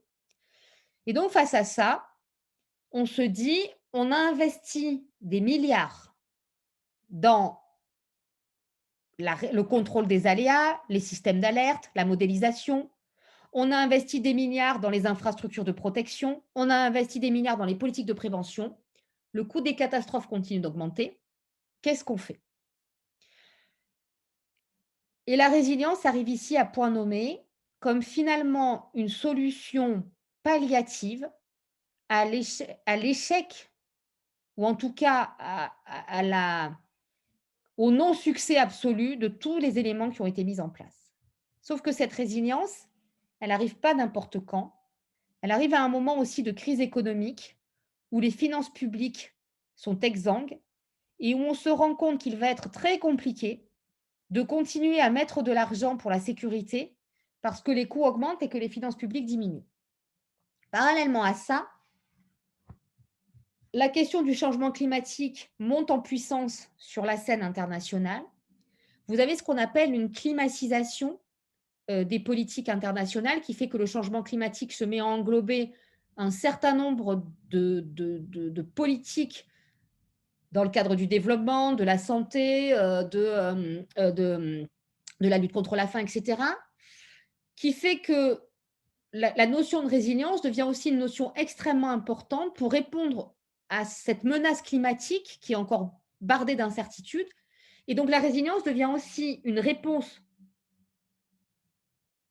à la question de l'incertitude qu'on n'arrive pas à gérer. Donc, si vous voulez, cette résilience, elle est quand même très datée, très située et datée. Alors, qu'est-ce que c'est que la résilience? La résilience, c'est un truc qui, donc au départ, je vous ai dit, c'est un concept descriptif qui permet de caractériser le processus qui conduit un système face à un choc ou une perturbation, un stress chronique, à répondre à ce système pour, 1, maintenir son activité, 2, alors en mode dégradé, 2, repartir le plus vite possible, redémarrer le plus vite possible, 3, reconstruire, rétablir, voilà, et 4, si possible, tirer des leçons et s'améliorer. En réalité, vous avez plusieurs visions de la résilience qui s'opposent, qui sont parfois contradictoires. La première vision, c'est la vision qui a été développée dans le domaine justement de l'ingénierie, avec l'idée qui était de dire la résilience, c'est ce qui va permettre à un système de revenir au statu quo ante, le retour à l'identique. Je casse, je rebâtis, je reviens en arrière. Le problème de cette définition, c'est que si vous reconstruisez à l'identique, et ça rejoint la remarque de Nicolas, c'est que vous ne mettez pas en place des transformations qui vont vous permettre de réduire la vulnérabilité du système. Les mêmes causes ayant les mêmes effets, vous allez avoir une reproduction à l'identique des fragilités qui vous conduisent au risque. Une autre vision de la résilience, c'est plutôt de dire la résilience, c'est ce qui permet d'avoir dans ces moments d'instabilité, de crise, de l'innovation qui va au contraire permettre de s'améliorer. La question qui se pose d'emblée, c'est améliorer, c'est un jugement de valeur. Améliorer par rapport à quoi, pour qui et à quel moment. Si on part du principe que tout ce qui n'est pas mort est résilient, puisqu'en gros, alors par définition, la résilience, c'est ce qui s'oppose à l'effondrement. Si vous n'avez pas disparu, vous avez été résilient. Le fait de dire ça, vous vous imaginez bien qu'entre, certes, j'ai pas disparu, mais j'ai perdu mes 2 jambes, mes 2 bras, je suis au chômage, ma femme m'a quitté, j'ai plus d'enfants, et cetera. Et puis, j'ai vécu une catastrophe et je m'en suis tirée et je suis devenue multimillionnaire, j'ai trouvé l'amour de ma vie, j'habite maintenant une grande maison. Vous voyez bien que ce n'est pas exactement la même chose. Ce qu'on constate, c'est que dans beaucoup de cas, quand vous regardez des situations de crise, d'abord, effectivement, vous avez des gagnants et des perdants. Et selon l'échelle de temps et d'espace que vous regardez, ce n'est pas la même chose. Par exemple, si vous prenez le cas de Manhattan après les attentats du 11 septembre. Aujourd'hui, Manhattan est reconstruite. Là où vous aviez 2 tours, il y en a 4. Là où vous aviez une station de métro toute pourrie, vous avez un méga hub, machin. Vous avez plein d'entreprises qui sont revenues. On peut dire que Manhattan est résilient et que ça s'est reconstruit très bien, très beau, très fort. Sauf que derrière, vous avez toutes les personnes, d'abord, qui sont mortes, toutes les personnes qui ont été traumatisées, dont la vie a été détruite, les familles. Vous avez aussi toutes les entreprises qui ont fait faillite. Vous avez aussi toutes les entreprises qui sont parties en licenciant des gens. Et puis, si vous regardez Manhattan à 5 ans, 10 ans, 15 ans, 20 ans, 30 ans, ce n'est pas forcément le même récit. Et souvent, en fait, on se rend compte que selon les indicateurs, et j'arrive du coup à la question que pose Richard, la résilience n'est pas quantifiable, tout dépend, de l'indicateur que vous allez choisir. Et il ne faut pas imaginer que parce que vous avez un chiffre, le chiffre, vous pouvez lui faire dire tout et n'importe quoi. Sur la Nouvelle-Orléans, par exemple, après Katrina, selon les indicateurs que vous prenez, vous pouvez dire que c'est super résilient ou que c'est une catastrophe. 10 ans après Katrina, il y a eu toute une communication politique pour dire que la Nouvelle-Orléans était l'archétype de la ville résiliente. Et elle est citée en modèle partout. Regardez ce qui se passe aujourd'hui avec la crise Covid. La Nouvelle-Orléans a été particulièrement frappée par la crise Covid. C'est exactement les mêmes populations qui ont été frappées par la crise Katrina et la crise Covid, ce sont les mêmes. Pourquoi? Parce qu'effectivement, les transformations structurelles qui étaient à l'origine de la vulnérabilité n'ont pas été traitées. Les questions d'inégalité, les questions d'accès aux services de santé, les questions d'accès, en gros, à tout ce qui s'appelle les indicateurs de bien-être, qui recoupent les indicateurs de développement humain, tout ça n'a jamais été traité. Donc, la résilience a été très favorable pour certaines catégories de population, certaines entreprises, certains bouts du territoire. Et pour d'autres, en fait, elle a consisté en une détérioration des conditions de vie qui fait qu'aujourd'hui, ces personnes se retrouvent en première ligne face au Covid et sont les premières victimes du Covid. Et donc, la résilience, le problème de la résilience, c'est que c'est un concept scientifique qui est extrêmement pertinent quand vous l'utilisez de façon descriptive a posteriori, à condition effectivement de penser la résilience par rapport à des indicateurs dont il faut avoir conscience qu'ils sont porteurs d'un jugement de valeur et que donc ils ne sont pas entièrement objectifs et que selon les indicateurs que vous allez choisir, vous pouvez faire dire tout et son contraire à la résilience. Et alors si en plus vous regardez en fonction des échelles spatiales et temporelles, alors là, c'est encore plus drôle. Mais aujourd'hui, on a un deuxième problème. C'est que cette résilience, elle est sortie du champ académique et des débats entre chercheurs pour aller dans l'opérationnel. C'est-à-dire qu'au lieu de regarder après coup, on va essayer de fabriquer en amont des villes, des territoires, des communautés, des réseaux résilients. Première question, résilient à quoi? Vous pouvez très bien avoir un réseau électrique, par exemple, qui est parfaitement résilient à la tempête et qui ne le sera pas à l'inondation. Vous pouvez très bien être parfaitement résilient au Covid et être emporté par la grippe. Donc, résilient à quoi? Est-ce qu'on peut être résilient à tout? Premier point. Deuxième point, qu'est-ce que ça veut dire être résilient? Est-ce que ça veut dire être capable de maintenir son activité, de supporter des dégâts, de se reconstruire? Est-ce que ça veut dire être capable de se transformer? Est-ce que ça veut dire être capable de s'améliorer? Qu'est-ce qu'on met dans la résilience? Si la résilience est pour faire comme à Haïti, où effectivement, ils ne meurent pas, ils ne disparaissent pas, mais de crise en crise, ça se dégrade, ça pose une vraie question. Et là, je vous renvoie aux deux rapports qui ont été publiés par le Haut Conseil pour le climat.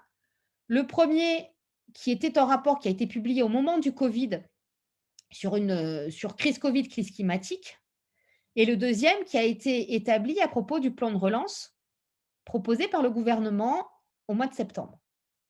Qu'est-ce que dit le rapport du Haut Conseil? Sur le rapport Covid, et là vous avez des webinaires du Haut Conseil du climat qui aussi permettent d'avoir une idée. La première chose qu'il dit, c'est que comment vous dire, cette question du Covid, elle ressemble beaucoup à la question du changement climatique. Dans les deux cas, il y a des lanceurs d'alerte depuis des années. Dans les deux cas, il y a une inaction assez préoccupante. Dans les deux cas, les crises révèlent les fragilités structurelles, qui sont des fragilités politiques, économiques, sociales, qui en gros sont des révélateurs d'inégalités profondes dans les sociétés. Elle vous dit aussi que malgré les lanceurs d'alerte, on ne s'est pas préparé, que c'est devenu complètement inimaginable pour un ensemble d'acteurs et que du coup, on a passé notre temps à courir après la crise avec des ajustements réactifs où c'était des réponses au coup par coup, avec une difficulté à anticiper les choses. C'est exactement pareil sur le changement climatique. Et quand vous regardez le plan de relance, qu'est-ce que dit le rapport du Haut Conseil? Il dit que 70... Alors, il dit d'abord que de tous les plans de relance qu'on a pu examiner, c'est le meilleur. Et là, je vous renvoie à la question du jugement de valeur. Vous pouvez être le meilleur parce que vous êtes le plus bon, comme dirait ma fille, ou vous pouvez être le meilleur parce que vous êtes le moins mauvais. En l'occurrence, d'un point de vue, c'est le moins mauvais. 70% des mesures prises dans le plan de relance sont des mesures que nous avons appelées, nous, des mesures en continuité. Ce ne sont pas des mesures qui aggravent la situation en termes d'émissions de gaz à effet de serre, mais ce sont des mesures en continuité, c'est-à-dire en retour à l'identique. Autrement dit, le plan de relance, tel qu'il a été pensé, ne permet pas de mettre en place les transformations structurelles qui seraient nécessaires pour réduire notre vulnérabilité au changement climatique. Ça veut donc dire que quand on parle de résilience à la crise Covid, nous sommes en train, en réalité, de conforter notre fragilité, notre vulnérabilité au changement climatique. Et du coup, j'en viens à vous parler de mon quatrième point, et on fera la pause question juste après, parce que je vois que le temps tourne. C'est que quand on parle de politique climatique, les politiques climatiques, elles marchent sur deux jambes. Elles marchent sur la réduction des causes, les émissions, c'est ce qu'on appelle l'atténuation, et puis sur un traitement des impacts, une réduction de la vulnérabilité aux impacts qu'on appelle l'adaptation. Adaptation et atténuation, ça va ensemble. Plus vous faites de l'atténuation, moins vous avez besoin de faire des efforts d'adaptation. Sauf que l'atténuation, elle demande déjà des transformations structurelles. Elle demande des transformations structurelles de l'économie, des pratiques, des modes de construction, de tas de choses. Et cette politique d'atténuation, elle a des coûts extrêmement importants parce qu'elle va imposer des changements majeurs qui vont créer du chômage, qui vont créer une perte de pouvoir d'achat, qui vont créer peut-être des déplacements de population. Enfin, il va falloir faire plein de trucs. Ce sont les populations les plus fragiles, je vous l'ai dit, qui vont être les premières victimes.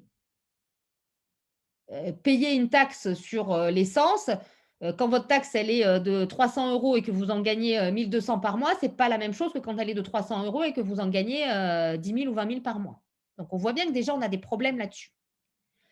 L'adaptation, c'est ce qui nous permet de faire face aux impacts du changement climatique, aux conséquences.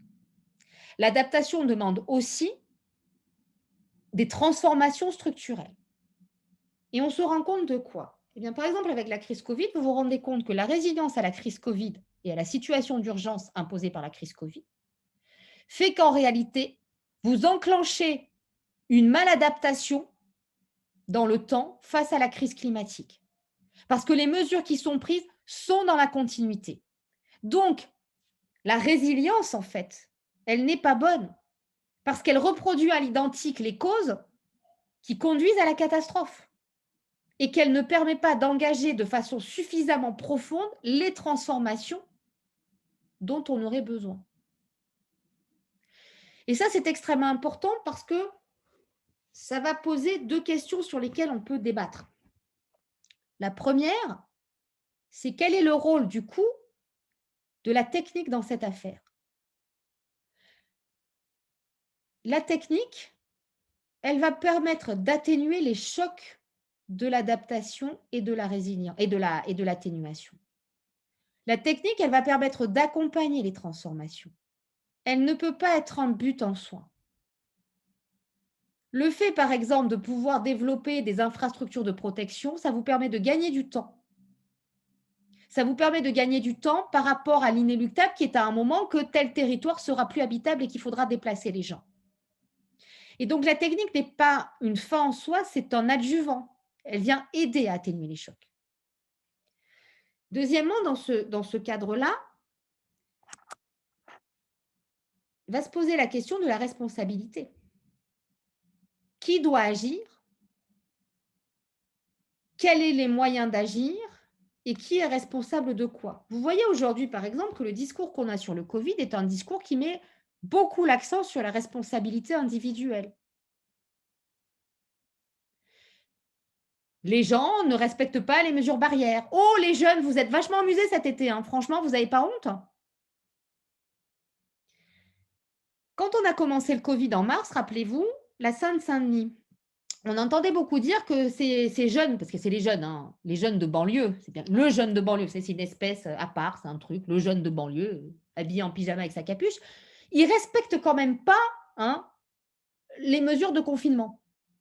Et puis, on s'est rendu compte que le jeune de banlieue, d'une part, il habitait dans des logements extrêmement exigus à plusieurs et qu'en fait, il ne pouvait pas respecter le confinement parce que c'était juste pas tenable. Et que le jeune de banlieue, il devait aller travailler, lui, et qu'il devait prendre des transports en commun où il se contaminait. Et que le jeune de banlieue, il vivait avec papy et mamie dans l'appartement, donc il ne pouvait pas faire les gestes barrières. Et que comme en plus, on avait des problèmes de diabète, de comorbidité liées à des problèmes d'alimentation qui étaient là encore des questions de pauvreté, d'éducation, etc., bah effectivement, le département de la Seine-Saint-Denis, quand vous regardez les cartes, il est en rouge massif sur le nombre de décès, y compris de populations jeunes. Ils sont responsables moralement, ces gens-là? Qui est responsable? Qui va payer les coûts de la transformation? Qui va payer les coûts de la résilience? Ce qui veut dire derrière que cette résilience, elle pose des problèmes éthiques qui ne peuvent pas être uniquement tranchés par des chiffres. Parce que le problème qu'il y a derrière, c'est que la vie humaine, bien sûr qu'on peut la monétiser, hein, mais en gros, c'est vous êtes le capitaine du Titanic, vous sacrifiez qui? Les femmes, les enfants, les vieux, les hommes, qui vous sacrifiez? votre mère, votre cousin. Vous connaissez sûrement ce problème éthique qui traîne dans toutes les conférences TEDx possibles et imaginables. Vous êtes un conducteur de tramway, sur un tramway, vous avez des gens dans votre machin, il y a 3 ouvriers qui travaillent sur la voie et vous avez la possibilité de tourner le volant pour aller vous encastrer dans un mur et sauver les 3 ouvriers, mais vous tuez tous les gens dans votre tram. Vous tournez ou pas? Et puis ensuite, alors vous changez les règles. Vous mettez des enfants dans le tramway ou des enfants sur la voie. Puis les ouvriers, c'est votre père et votre mère ou votre petit frère. Et puis ensuite, vous vous mettez sur un pont et vous devez pousser quelqu'un. Alors vous poussez d'abord un obèse et puis un handicapé. Et puis après, vous poussez un enfant. C'est ces questions-là qui se posent. La résilience, c'est qui on sacrifie au bout d'un moment. Pourquoi? Et donc, c'est pour ça aujourd'hui que ces débats sur la résilience, ils sont complètement enchâssés dans des questions de justice sociale, environnementale. Et il faut faire très attention à ce qu'on va faire là de l'évaluation quantitative. Parce que c'est ce que je vous disais, on peut faire dire tout et n'importe quoi à un chiffre. Il faut sortir de cette mystique que le chiffre est une… Il y a une espèce de croyance dans le chiffre, dans la modernité, le chiffre est objectif. Ben non, il est construit. Il est construit et il peut être interprété. Et donc derrière, vous voyez, cette question de la résilience, elle est compliquée parce qu'au fond, la résilience, d'un côté, elle est vue comme ce qui permet de restaurer la capacité d'action face à la menace. On pourrait avoir l'idée que face à cette incertitude permanente, la seule attitude possible, c'est de se dire on va tous mourir, on arrête tout, quoi. La résilience vous permet au contraire de dire on est capable d'agir et même de s'en sortir en étant plus fort. Et c'est un peu tout le discours qu'il y a eu sur la France d'après, le monde d'après. On allait sortir plus solidaire, plus écologique, plus juste. On allait voir nos voisins, on allait, voilà. Bon, ouais, la France d'après, je vois des sourcils qui se lèvent. Il n'y a pas d'outil magique dans la résilience. Et la résilience qu'elle peut fournir, c'est plusieurs choses. D'abord, un référentiel discursif qui permet de parler de choses qui font peur pour dire, attendez, on est encore capable d'agir. On a encore la liberté de choix. Parce que le jour où on n'a plus la liberté de choix, on n'a plus rien. Y compris le choix de ne pas agir. En revanche, si vous souhaitez ne pas agir, et c'est tout à fait légitime, il faut en assumer les conséquences d'un point de vue éthique et politique. Deuxièmement, cette question de la résilience, elle permet aussi de regarder les choses de façon systémique, de décloisonner, de se parler, d'apprendre à discuter. Et le fait que vous m'ayez fait venir, c'est aussi une façon de vous dire, par rapport à votre formation, quand vous allez travailler avec des universitaires, des scientifiques, comme on dit, mais aussi des sciences sociales, vous savez, les sciences molles, douces, etc. Mais vous allez travailler aussi avec des politiques, avec des citoyens, avec des chefs d'entreprise. Chacun a sa propre logique. La somme des intérêts particuliers ne fait pas l'intérêt général. Et donc, chacun va aussi s'emparer de la résilience pour faire ce qui lui semble bien pour lui, pour servir son intérêt. Et c'est tout à fait normal. Mais derrière, la somme des intérêts particuliers ne fait pas l'intérêt général. Il y a besoin d'autre chose. Il y a besoin d'un débat public. Il y a besoin de démocratie. Et donc, la résilience, elle n'offre pas une solution miracle. Pas plus que quand je vous disais tout à l'heure sur le changement climatique, on sait ce qu'il faut faire. La neutralité carbone, la réduction des émissions, etc. Mais la question, c'est comment on met ça en place, à quelle vitesse, par quoi on commence, comment on répartit le fardeau à l'échelle internationale, mais aussi à l'échelle nationale, entre les générations, entre les territoires, entre les grandes et les petites entreprises, entre les riches et les pauvres, entre les femmes et les hommes. Cette question-là, elle doit être posée. Et donc, cette résilience, si vous voulez, elle est aussi un miroir qui est tendu à notre société, qui interroge ses fondements. Et je reviens à la question qui a été posée tout à l'heure, qui interroge ses fondements en termes, pas de spiritualité, mais en tout cas de valeurs. Quelles sont les valeurs que vous mettez derrière cette résilience? Quelles sont les valeurs que vous allez défendre? Le risque, c'est d'un côté, au nom de l'urgence, d'imposer des choses qui sont insoutenables du point de vue éthique, d'avoir un vrai recul en termes de valeurs humanistes. C'est aussi de contraindre, d'exclure, de créer des inégalités supplémentaires. C'est aussi un moment d'avoir une dictature des experts ou des savants, ou de faire porter sur les savants et les experts la responsabilité de l'inaction et de la maladaptation. Regardez les débats qu'il y a eu, par exemple, récemment avec Valérie Masson qui s'est attrapée avec Air France euh, sur le rapport du GIEC. Le GIEC ne préconise rien. Ce n'est pas au GIEC de préconiser. On alerte, on peut donner des éléments de décision, mais à un moment, cette décision, elle est politique.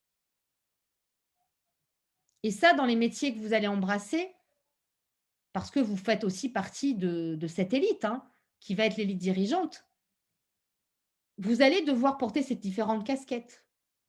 Citoyen, expert, individu, représentant de votre entreprise ou de votre... Ce sont des questions éthiques qui se posent aujourd'hui. Je n'ai pas de réponse à vous donner. Mais c'est l'idée que derrière, il y a des choix, il y a des options qui ne sont pas neutres et qui, pour le coup, ont chacune des avantages et des inconvénients. Il n'y a pas de solution miracle. La résilience, elle peut être extrêmement mal utilisée à partir du moment où elle vous fait croire qu'il y a une solution et une seule voie, et que cette voie-là, au nom de l'urgence, ne mérite pas d'être discutée. Elle peut être très négative si elle est uniquement vue au prisme de la technique. Elle peut être aussi très négative si elle légitime l'inaction, si elle légitime le renforcement des processus d'injustice et de domination, quelle que soit leur nature. Elle peut être en revanche un formidable facteur de mobilisation dans les services techniques, chez les politiques, dans la société, parce qu'elle permet aussi d'avoir un récit positif de la crise qui permet de s'en sortir. Voilà, ben, maintenant je suis ouverte à vos questions. J'ai un peu débordé, mais j'espère que je ne vous ai pas trop achevé et endormi. Mais je suis prête vraiment à répondre à toutes vos questions dans le chat avec...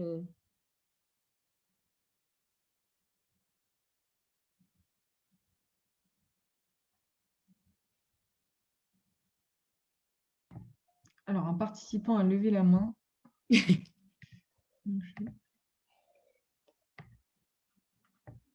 vais lui donner la parole.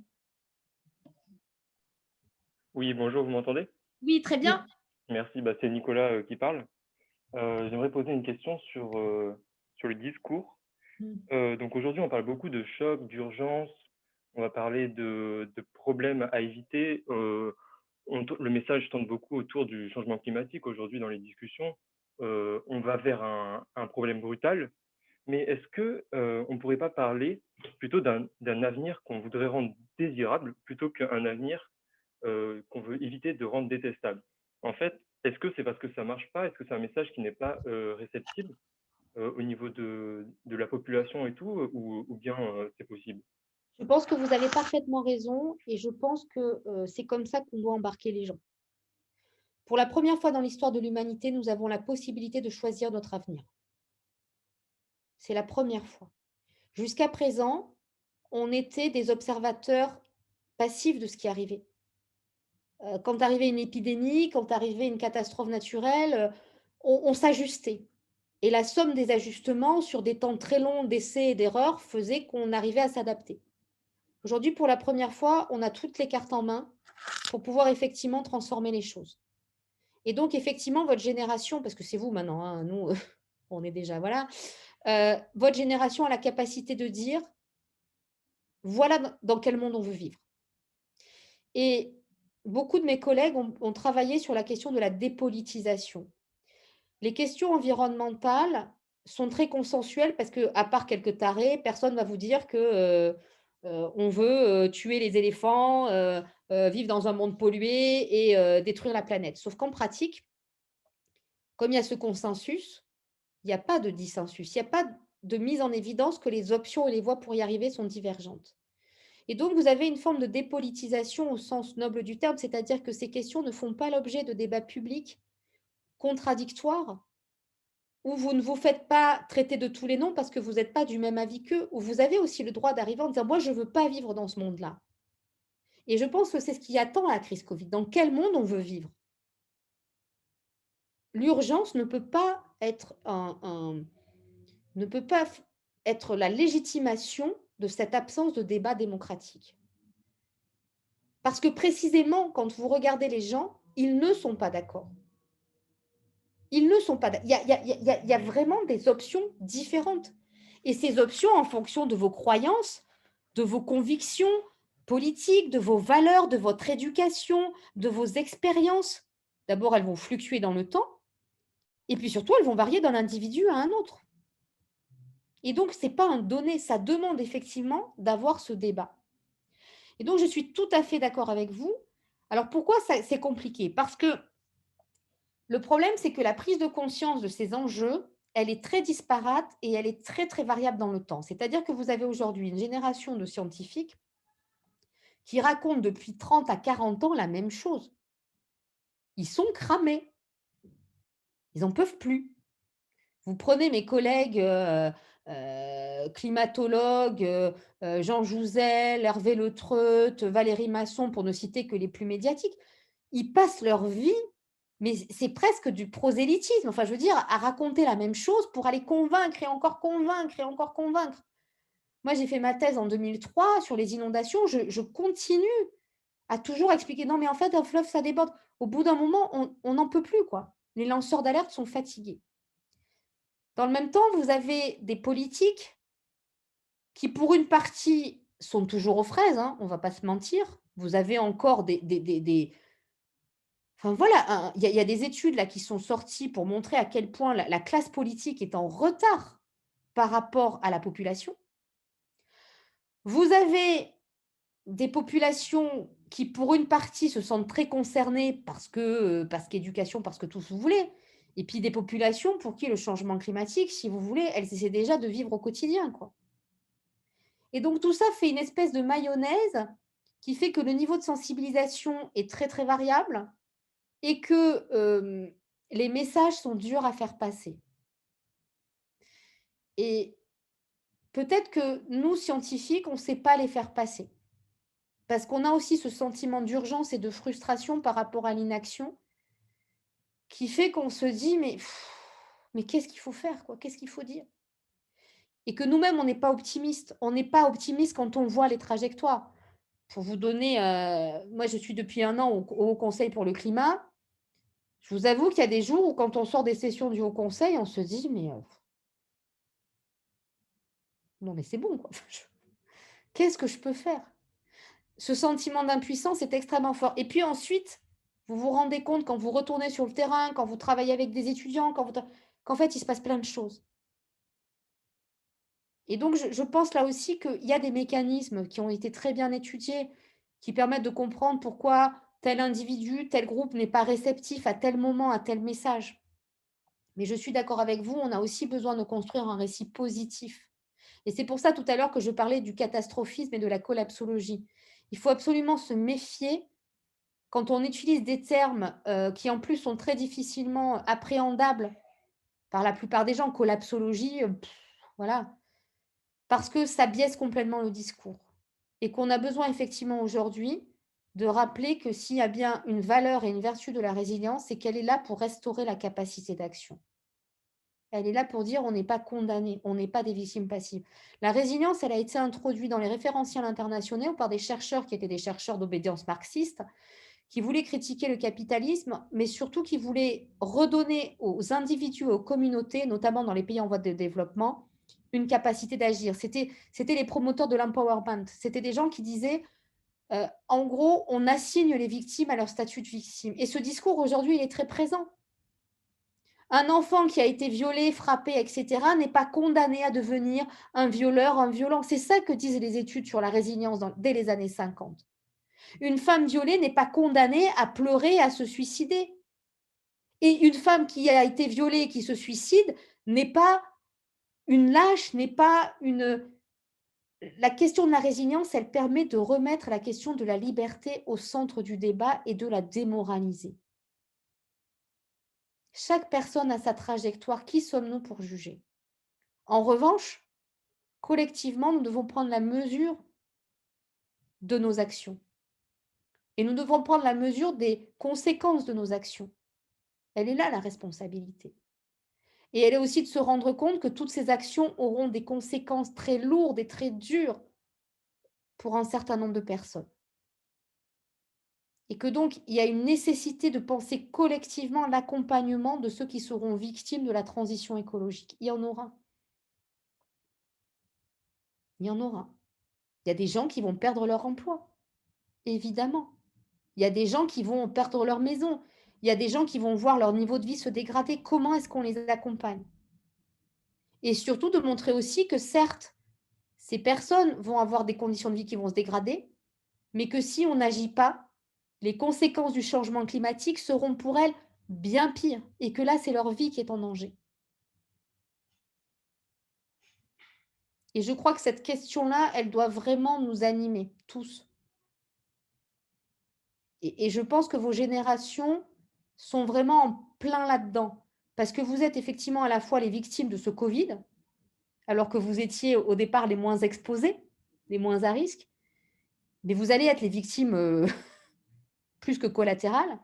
Et en même temps, c'est sur vous que porte la responsabilité de cette action, de ce débat démocratique et de cette animation du débat démocratique, et encore plus sur vos épaules à Polytechnique, parce que vous allez faire partie des décideurs de demain. Et on voit cette évolution pour travailler depuis quelques années, je vois dans les entreprises notamment, d'abord comment certaines personnes, même dans des grands groupes qui sont pour l'instant en termes d'empreinte carbone, voilà, on a d'abord des gens qui sont profondément convaincus qu'il faut changer les choses. Et derrière les caricatures, on a vraiment des gens qui ont compris qu'il fallait changer. Alors certains parce que c'est bien pour l'entreprise, hein, d'autres parce qu'ils ont aussi cette conscience-là. On voit aussi l'inquiétude, on a vu nous, hein, à l'ENS, hein, nous aussi on a des gens qui font les corps, qui sont partis notamment dans l'aéronautique, qui nous disent: «Mais ça rime à quoi aujourd'hui de faire des avions, à Toulouse?»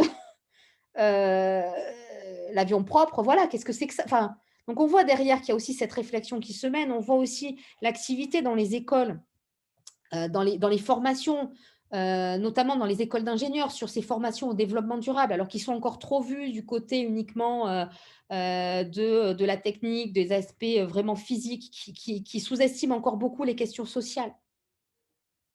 Comment les gens se comportent, comment les individus se comportent, pourquoi ils pensent comme ça, comment ils appréhendent les risques. Mais comment aussi vous, en tant qu'individu, vous appréhendez tout ça? Mais c'est clair qu'aujourd'hui, on a 10 ans pour agir. Et malgré ces 10 ans d'action, on aura de toute façon besoin de mettre en œuvre des politiques d'adaptation qui seront elles aussi très, très compliquées à mettre en place. Je ne sais pas, Nicolas, si je réponds à votre question. Oui, merci beaucoup. Alors, la question d'Emma. Vous avez parlé du plan de relance Covid et jugé qu'il n'était pas assez ambitieux. Pourriez-vous expliciter pourquoi, notamment le manque de prise en compte du volet social avec un fort accent mis sur la compétitivité? Alors, en gros, dans ce on a pu analyser du plan Covid, notre évaluation sur l'impact est la même que le gouvernement, c'est-à-dire qu'on considère effectivement qu'il n'y a pas ou peu de mesures qui sont contraires à l'atténuation. Par contre, on se rend compte que beaucoup de mesures, en fait, maintiennent le statu quo et n'engagent pas les réformes suffisantes pour permettre d'avoir des transformations majeures dans les 10 prochaines années. Par exemple, tout ce qui a été mis sur l'aviation. Par exemple, la façon dont le plan hydrogène a été conçu. Par exemple, la question de la rénovation thermique, qui est très peu ambitieuse en réalité. Et donc, on voit qu'en fait, on a plutôt des mesures qui sont étiquetées par le gouvernement comme neutres. Nous, on les a appelées dans la continuité. Dans la continuité, ça veut dire quoi? Ça veut dire qu'elles ne dégradent pas la trajectoire engagée par la France par rapport à la neutralité carbone, mais elles ne permettent pas de l'atteindre. Actuellement, la France n'est pas sur la bonne trajectoire. Et donc, on continue pareil. On ne change pas une équipe qui perd. Donc, on ne la remplace pas par des tocards, mais on ne la change pas. Et sur le volet social, une des inquiétudes qui est la nôtre au Conseil, c'est deux choses. La première, c'est qu'il va y avoir vraiment une nécessité d'accompagnement dès à présent par rapport aux reconversions et la formation professionnelle qui vont permettre d'alimenter ces fameux emplois verts dont on ne sait pas exactement ce qu'ils sont, mais dont on sait que de toute façon, il va falloir y passer. Un exemple très concret, sur la rénovation, par exemple, des bâtiments, on n'a aujourd'hui pas assez d'ouvriers pour répondre à la demande. Deuxièmement, on se rend compte que dans le cadre de la dégradation des finances publiques et de la dette, on va avoir à un moment un problème par rapport notamment aux filets de sécurité qui permettent aux plus fragiles de faire face aujourd'hui aux crises. Les plus fragiles vont être profondément vulnérabilisés par la crise Covid, on le voit déjà aujourd'hui. Comment ces personnes vont être en capacité de faire face aux chocs brutaux, pour le coup, du changement climatique, c'est une vraie question. Plus largement, comment est-ce que les collectivités territoriales, communes, départements, régions, vont être capables, dans la situation d'endettement auquel elles vont avoir à faire face, de soutenir les entreprises, les populations, les réseaux, enfin tout ce qui est mis en place. Et puis, il y a un enjeu encore plus grand, c'est qu'on sait aujourd'hui qu'une partie des mesures qui vont être mises en œuvre, en fait, sont des mesures qui vont exclure un certain nombre de personnes. Pourquoi? Parce que, alors d'abord, vous avez un effet qui est un effet qu'on connaît assez bien. Par exemple, quand vous faites du crédit d'impôt, ça ne marche que pour les personnes qui payent l'impôt. C'est-à-dire qu'on se rend compte que quand vous mettez des mesures incitatives, la plupart du temps, c'est les catégories les plus aisées de la population qui en bénéficient, alors que ce n'est pas forcément elles qui en ont le plus besoin. Deuxièmement, on sait aussi qu'une partie des guichets qui sont mis en place, en fait, les populations les plus précaires, notamment en termes de capital social et capital éducatif, vont être exclues d'emblée de l'accès à ces guichets parce que, un, elles ne les connaissent pas, deux, c'est très compliqué du point de vue administratif, trois, elles ne pensent même pas à aller candidater alors qu'elles sont éligibles à ce type de prime. Et ça, on le voit bien aujourd'hui, par exemple, sur le Covid avec les aides aux PME. On voit bien qu'il y a une partie des PME qui, en fait, n'ont pas du tout les capacités d'aller chercher les bons financements au bon guichet sous la bonne forme par rapport à leur entreprise. Et donc, on voit aussi qu'aujourd'hui, le plan de relance est très insuffisant dans la manière dont il prend en compte tous ces effets freins et ces effets de maladaptation sur le moyen et le long terme. C'est pour ça que le rapport du HCC est à la fois, il reconnaît qu'il y a eu un effort qui a été fait, que ce plan de relance, il est ambitieux, mais il souligne aussi que, un, ce n'est pas le bon braquet, et que, deux, on n'a pas encore au niveau national pris la mesure des efforts de transformation à faire, parce qu'en réalité, ce plan de relance, il ne touche pas aux causes structurelles de la vulnérabilité au changement climatique. Et donc, il ne touche pas aux causes structurelles qui permettraient, un, d'atteindre la neutralité carbone à l'horizon 2050. Et là, on voit bien que la France n'est pas du tout sur la bonne trajectoire et qu'avec le rehaussement des objectifs de l'UE, on est encore moins dans les bons braquets.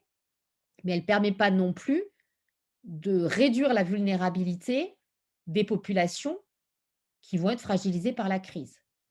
Dans l'esprit de nos contemporains, les crises se succèdent.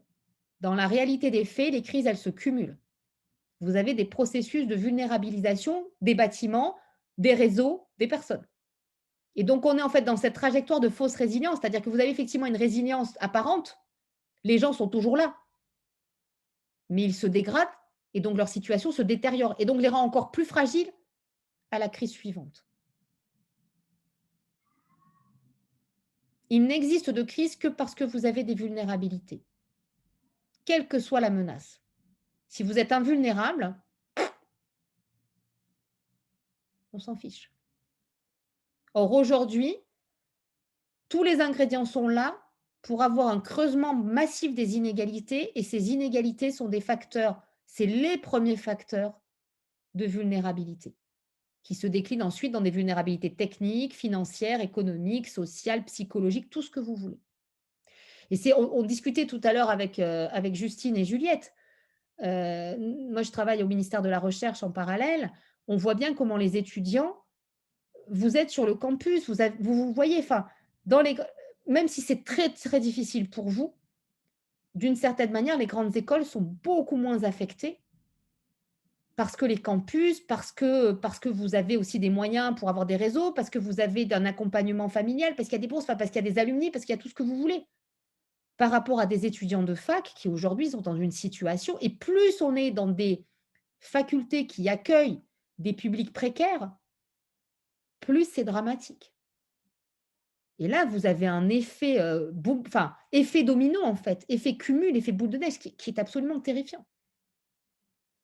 Et qui va laisser des traces. Et c'est ça aussi, ces crises systémiques. Elles laissent des traces 10, 15, 20 ans après. Imaginez les enfants qui étaient l'année dernière en CP, ce que ça va donner dans 15 ans quand ils vont arriver au moment. Enfin, ils ne savent pas lire. Sauf ceux qui ont papa et maman derrière pour leur apprendre à lire. Donc là, on voit vraiment toute cette question de justice qui apparaît, avec des effets qui, à terme, évidemment, sont en effet boomerang sur les catégories les plus aisées, parce qu'à la fin, tout est solidaire. Hein.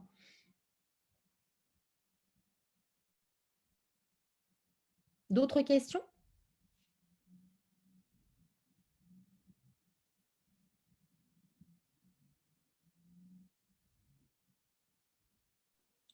Je rebondirai bien sur ce que vous venez de dire, à savoir, est-ce que vous pensez que le politique va être à même de trouver une sorte de proposer des solutions pour pallier aux inégalités, à l'accroissement un peu dramatique qui s'opère, ou il faut trouver des solutions ailleurs?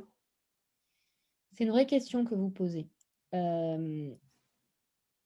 Parce que là, vous avez une imbrication de facteurs micro et macro. D'abord, le politique, qui c'est le politique? On voit aujourd'hui, par exemple, qu'on a un renouveau de l'innovation citoyenne autour de mécanismes d'entraide et de solidarité qui se mettent, alors qui étaient déjà en place en réalité dans les quartiers les plus pauvres ou dans les communautés les plus pauvres, mais qui aujourd'hui se mettent en place à des échelles presque industrielles. On est vraiment dans des choses. Donc, on voit de l'innovation sociale qui peut être des formes d'entraide, de tontine, de mise en commun de capitaux, enfin de choses pour aider au niveau vraiment micro-local. On est dans de l'informel. Hein. On voit bien comment aujourd'hui vous avez des trucs parallèles qui se mettent en place, qui relèvent du secteur informel dans certains territoires parce que les finances sont déjà là et que les gens sont exsangues. Vous avez ensuite le niveau politique qui est le niveau institutionnel. Comment les différents échelons exécutifs, régions, départements, communes et États vont pouvoir agir, sachant qu'une partie de leur financement viennent des prélèvements fiscaux. Et donc, plus vous limitez en fait l'assiette, plus c'est un cercle vicieux. Mais aussi de recettes qui viennent de transferts entre échelons, notamment de transferts de l'État vers les collectivités territoriales, et qui eux-mêmes sont soumis à des questions d'endettement, qui là dépendent de jeux, de facteurs macroéconomiques. Donc tout ça est très compliqué à regarder et de savoir quelle va être la marge de manœuvre. Je ne vous parle même pas de la Sécu et des comptes de la Sécu, de l'UNEDIC et de tout ce qui va avec dans quelques années. Enfin, je veux dire, ça va être assez compliqué.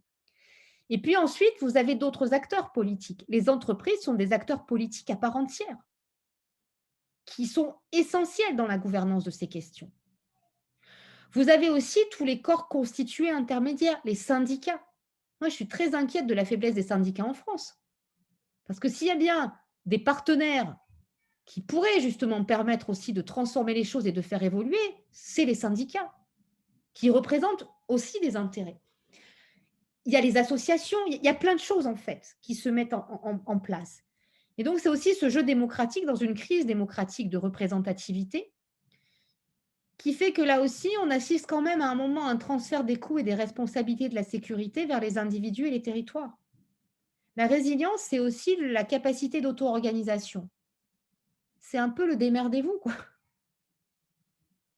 Et donc, voilà, la question aujourd'hui, c'est on a effectivement des niveaux institutionnels qui sont obligés de s'ajuster au coup par coup et de courir d'une certaine manière après la crise en devant gérer un ensemble de paramètres avec des décisions très lourdes à prendre, qui télescopent les calendriers des échéances électorales. Si on était en début de mandat ou du deuxième mandat présidentiel, je ne suis pas sûre qu'on ne prendrait pas la décision de confiner les personnes âgées et les personnes vulnérables. Parce que le risque politique serait beaucoup moins fort. Là, on est à 1 an des présidentielles, avec des bases électorales qui sont des bases plutôt âgées, qui vont voter. C'est plus compliqué de confiner les personnes âgées. Voilà. Mais en même temps, comme dirait Emmanuel, ils sentent bien aussi que la question de la jeunesse est explosive. Parce qu'à un moment, les mouvements de jeunesse, ils vont se faire. Et ils peuvent se radicaliser très vite dans la violence. Parce que si on n'a pas d'avenir à offrir à nos jeunes en France, qu'est-ce qui va se passer? Et qu'est-ce qui se passe sur les générations intermédiaires? Il y a un traumatisme très, très fort des gilets jaunes. Aujourd'hui, vous ne pouvez pas aller dans une administration centrale sans qu'on vous dise, à chaque fois que vous parlez de taxe carbone, on vous dit gilet jaune, tout en ayant une méconnaissance sociologique assez effarante de ce qu'était le mouvement des gilets jaunes. Parce que là aussi, il y a une difficulté à rapprocher les études scientifiques, des vrais scientifiques, pas des experts autoproclamés sur les médias, mais des vrais scientifiques, des politiques. Vrais scientifiques qui ne font pas non plus l'effort d'y aller pour des questions idéologiques, de temps, tout simplement, ben voilà, parce qu'ils n'ont pas le même vocabulaire et que c'est compliqué de faire comprendre ce qu'on veut raconter. Et la question d'Emma, elle est très pertinente. Lorsque vous dites que les acteurs politiques sont obligés de se limiter à des contraintes de coûts et de dettes, c'est un choix politique. Bien sûr que c'est un choix politique. Je vous rappelle qu'il y a 2 ans, on nous expliquait qu'il fallait, on n'avait pas l'argent pour les lits d'hôpitaux, pour les machins, tout ça. Subitement, on en a plein. Alors, excusez-moi, on les sort d'où tous ces milliards? Ils n'étaient pas là il y a 2 ans. Et vous voyez là aussi comment. Mais je renverserai la question, parce que là aussi, les politiques, ils dépendent de ce que nous, on leur demande en tant que citoyens. Eux-mêmes sont des citoyens. Mais regardez les efforts qu'on est prêt à faire en termes de restriction de nos libertés.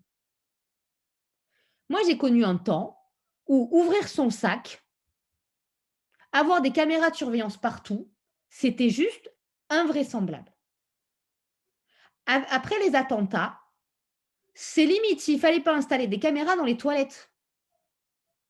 Et aujourd'hui, les gens sont prêts à accepter et moi la première, hein, à accepter des restrictions de leur liberté parce qu'ils considèrent que la sécurité prime. Des mesures qui étaient inacceptables socialement et politiquement il y a 3 ans ou 4 ans sont aujourd'hui devenues des normes. On n'y prête même plus attention. Vous ouvrez vos sacs, enfin vous ouvrez plus puisqu'on ne peut plus sortir, mais vous ouvrez vos sacs partout avant d'aller au spectacle, avant d'aller. Voilà. Quand vous allez dans certains pays, moi je me souviens, je suis allée en Écosse, j'ai ouvert mon sac, le mec il m'a dit mais qu'est-ce que vous faites madame? Je dis bah j'ouvre mon sac. Il dit mais pourquoi faire? Donc vous voyez bien que derrière, regardez parallèlement l'acceptabilité. On a combien de morts là sur le Covid? On a plus de 70 000. Il y a quelques mois de ça, 30 000 morts de la canicule, c'était un chiffre qui était inentendable. Aujourd'hui, les morts dans les EHPAD, on n'en a rien à faire. Je veux dire, on ne sait même plus combien il y en a. Ils nous annoncent des chiffres par jour. Oh, 300, 400 morts. Mais vous vous imaginez? 500 morts par jour. 500 personnes, c'est un village. C'est un village entier qui meurt tous les jours. C'est dingue comme truc. Et donc là aussi, si vous voulez, les questions d'acceptabilité, elles évoluent très très vite. Et donc la décision politique, elle évolue aussi très vite parce que le contexte social et le contexte de représentation des risques, d'acceptabilité des risques et derrière des coûts de ces risques évoluent très vite. Quand vous entendez aujourd'hui des gens qui étaient qui vous expliquaient que, mon Dieu, le déficit à 3%, c'était déjà un truc insupportable et qu'aujourd'hui vous expliquent mais il n'y a pas du tout, on ouvre les vannes, vous restez quand même un peu surpris. Et sur les questions de dette, je vous rejoins tout à fait, ce sont des choix politiques. Et vous comprenez aussi comment on est toujours sur cette question du choix. La résilience, la crise, elle pose la question du choix. Ce choix, il s'opère aussi bien à l'échelle du technicien qui va se demander quel matériau il met, où il construit son pont, qu'au niveau de l'entreprise qui va se demander est-ce qu'elle maintient son marché ici, pas là, ses ouvriers ici, pas là, que d'un gouvernement qui va se dire est-ce que je confine, je ne confine pas, quelles sont les options sur la table. Et je pense que observer cette crise Covid, elle est passionnante à regarder.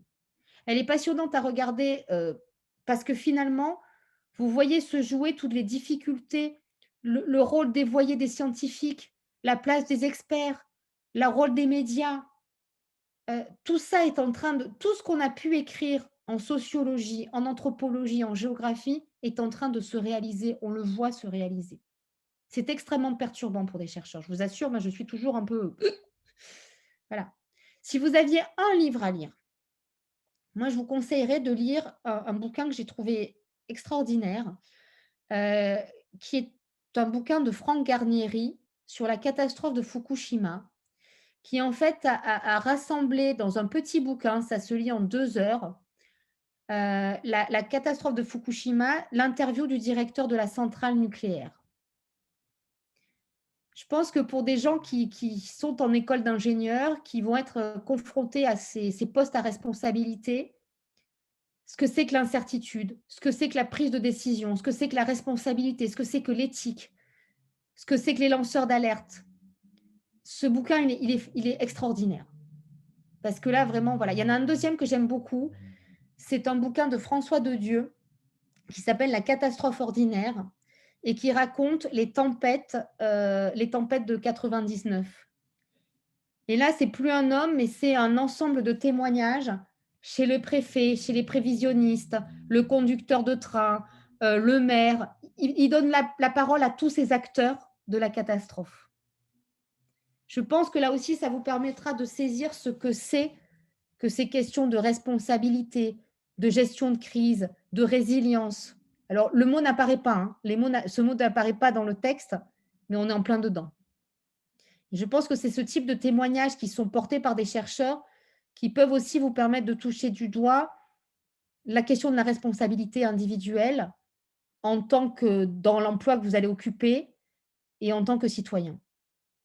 Je pense que là, vraiment, c'est des sujets qui sont extrêmement importants et s'il y avait une chose à retenir de ce que moi je vous raconte, il n'y a pas une bonne réponse.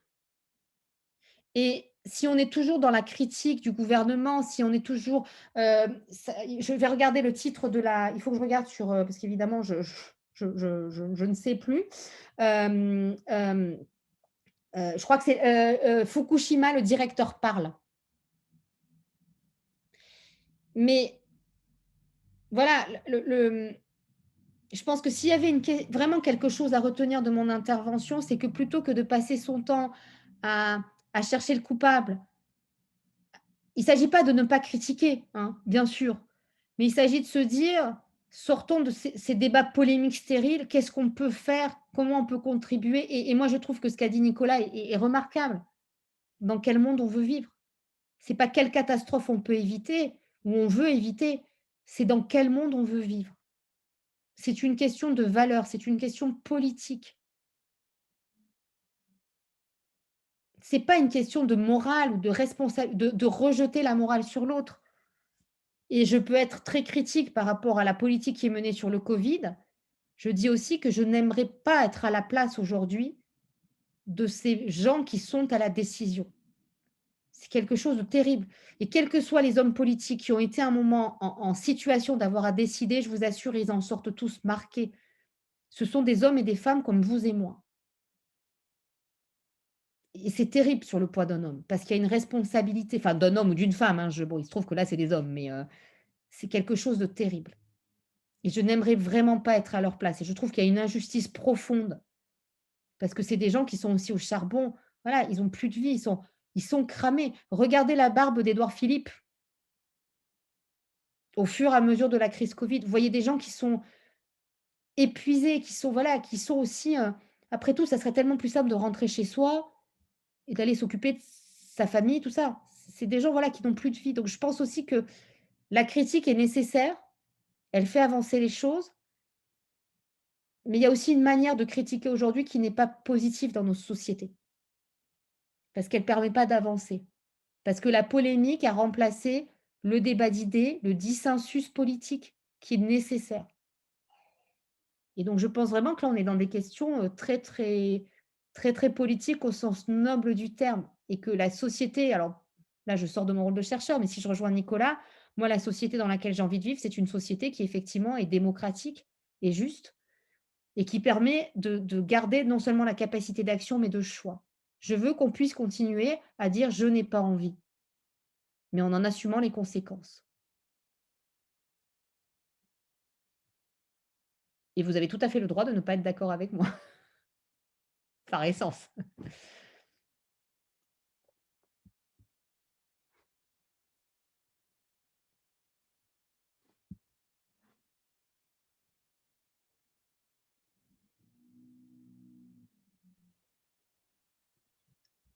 Bon, il n'y a plus de questions dans le Q&A. Je ne sais pas si un participant souhaite poser une dernière question. Il n'y a pas eu de main levée non plus. Après, je vais raconter réponse.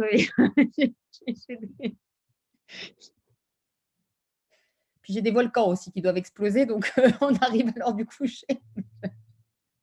En tout cas, je vous remercie pour votre invitation et votre attention. Et puis, j'espère que vous partirez de là avec plus de questions que de réponses. Si c'est ça, j'ai gagné ma journée en vous faisant réfléchir, débattre entre vous. Et voilà, et je suis évidemment… Alors, vous avez mon mail sur le site. Voilà. Franchement, allez voir les rapports du Haut Conseil pour le climat. Allez voir aussi les webinaires du Haut Conseil pour le climat. C'est assez drôle. Leur Twitter aussi, il y a plein de trucs à trouver sur leur fil Twitter. Et puis, si vous avez… Moi, je trouve que le site de Bon Pote est vraiment un truc génialissime. C'est… donc, il a un truc Twitter et il a un site. C'est la vulgarisation, mais… ce mec est je ne sais pas si c'est un mec ou une femme, mais c'est un génie, c'est clair. C'est vraiment… voilà, et c'est aussi cette… moi, je vous recommande vivement d'aller discuter avec effectivement des gens qui ne font pas la même chose que vous, d'aller assister à des cours de philo, de sociaux, d'aller passer des années à l'étranger dans des facs aussi, SHS, parce que, enfin, sciences humaines et sociales, parce que c'est une façon aussi de vous ouvrir à plein de choses et de penser autrement. Et moi, je prends beaucoup de plaisir à travailler avec des… Je suis dans un laboratoire de sciences dures, avec des géosciences. C'est un plaisir, en fait, d'échanger, parce que finalement, c'est là que ça se construit et c'est là qu'on apprend aussi à s'écouter et à sortir des questions de vision simpliste et au contraire à aller dans des choses, à se challenger, à se poser à regarder les choses autrement, à prendre le parti de l'autre, à se dire, bah, tiens, si je pense comme lui, qu'est-ce qui se passe? Et à fonder son opinion en raison et à apprendre à communiquer. Je vous remercie, Christine. Je rougis. Voilà. Et ah ouais, non, mais Bon Pote, c'est le meilleur, Nicolas, on est d'accord. Je ne sais pas qui c'est, mais c'est un… Voilà. Et en tout cas, les ressources du HCC sont vraiment… les rapports sont importants et on essaie vraiment de diffuser parce que justement aussi, c'est des rapports où on n'est pas d'accord. C'est ça aussi qui est génial, c'est qu'on est des gens, on n'est pas d'accord. Et on arrive pourtant par consensus, à proposer des visions, on essaie d'être le plus opérationnel possible, en partant de trucs parfois, voilà.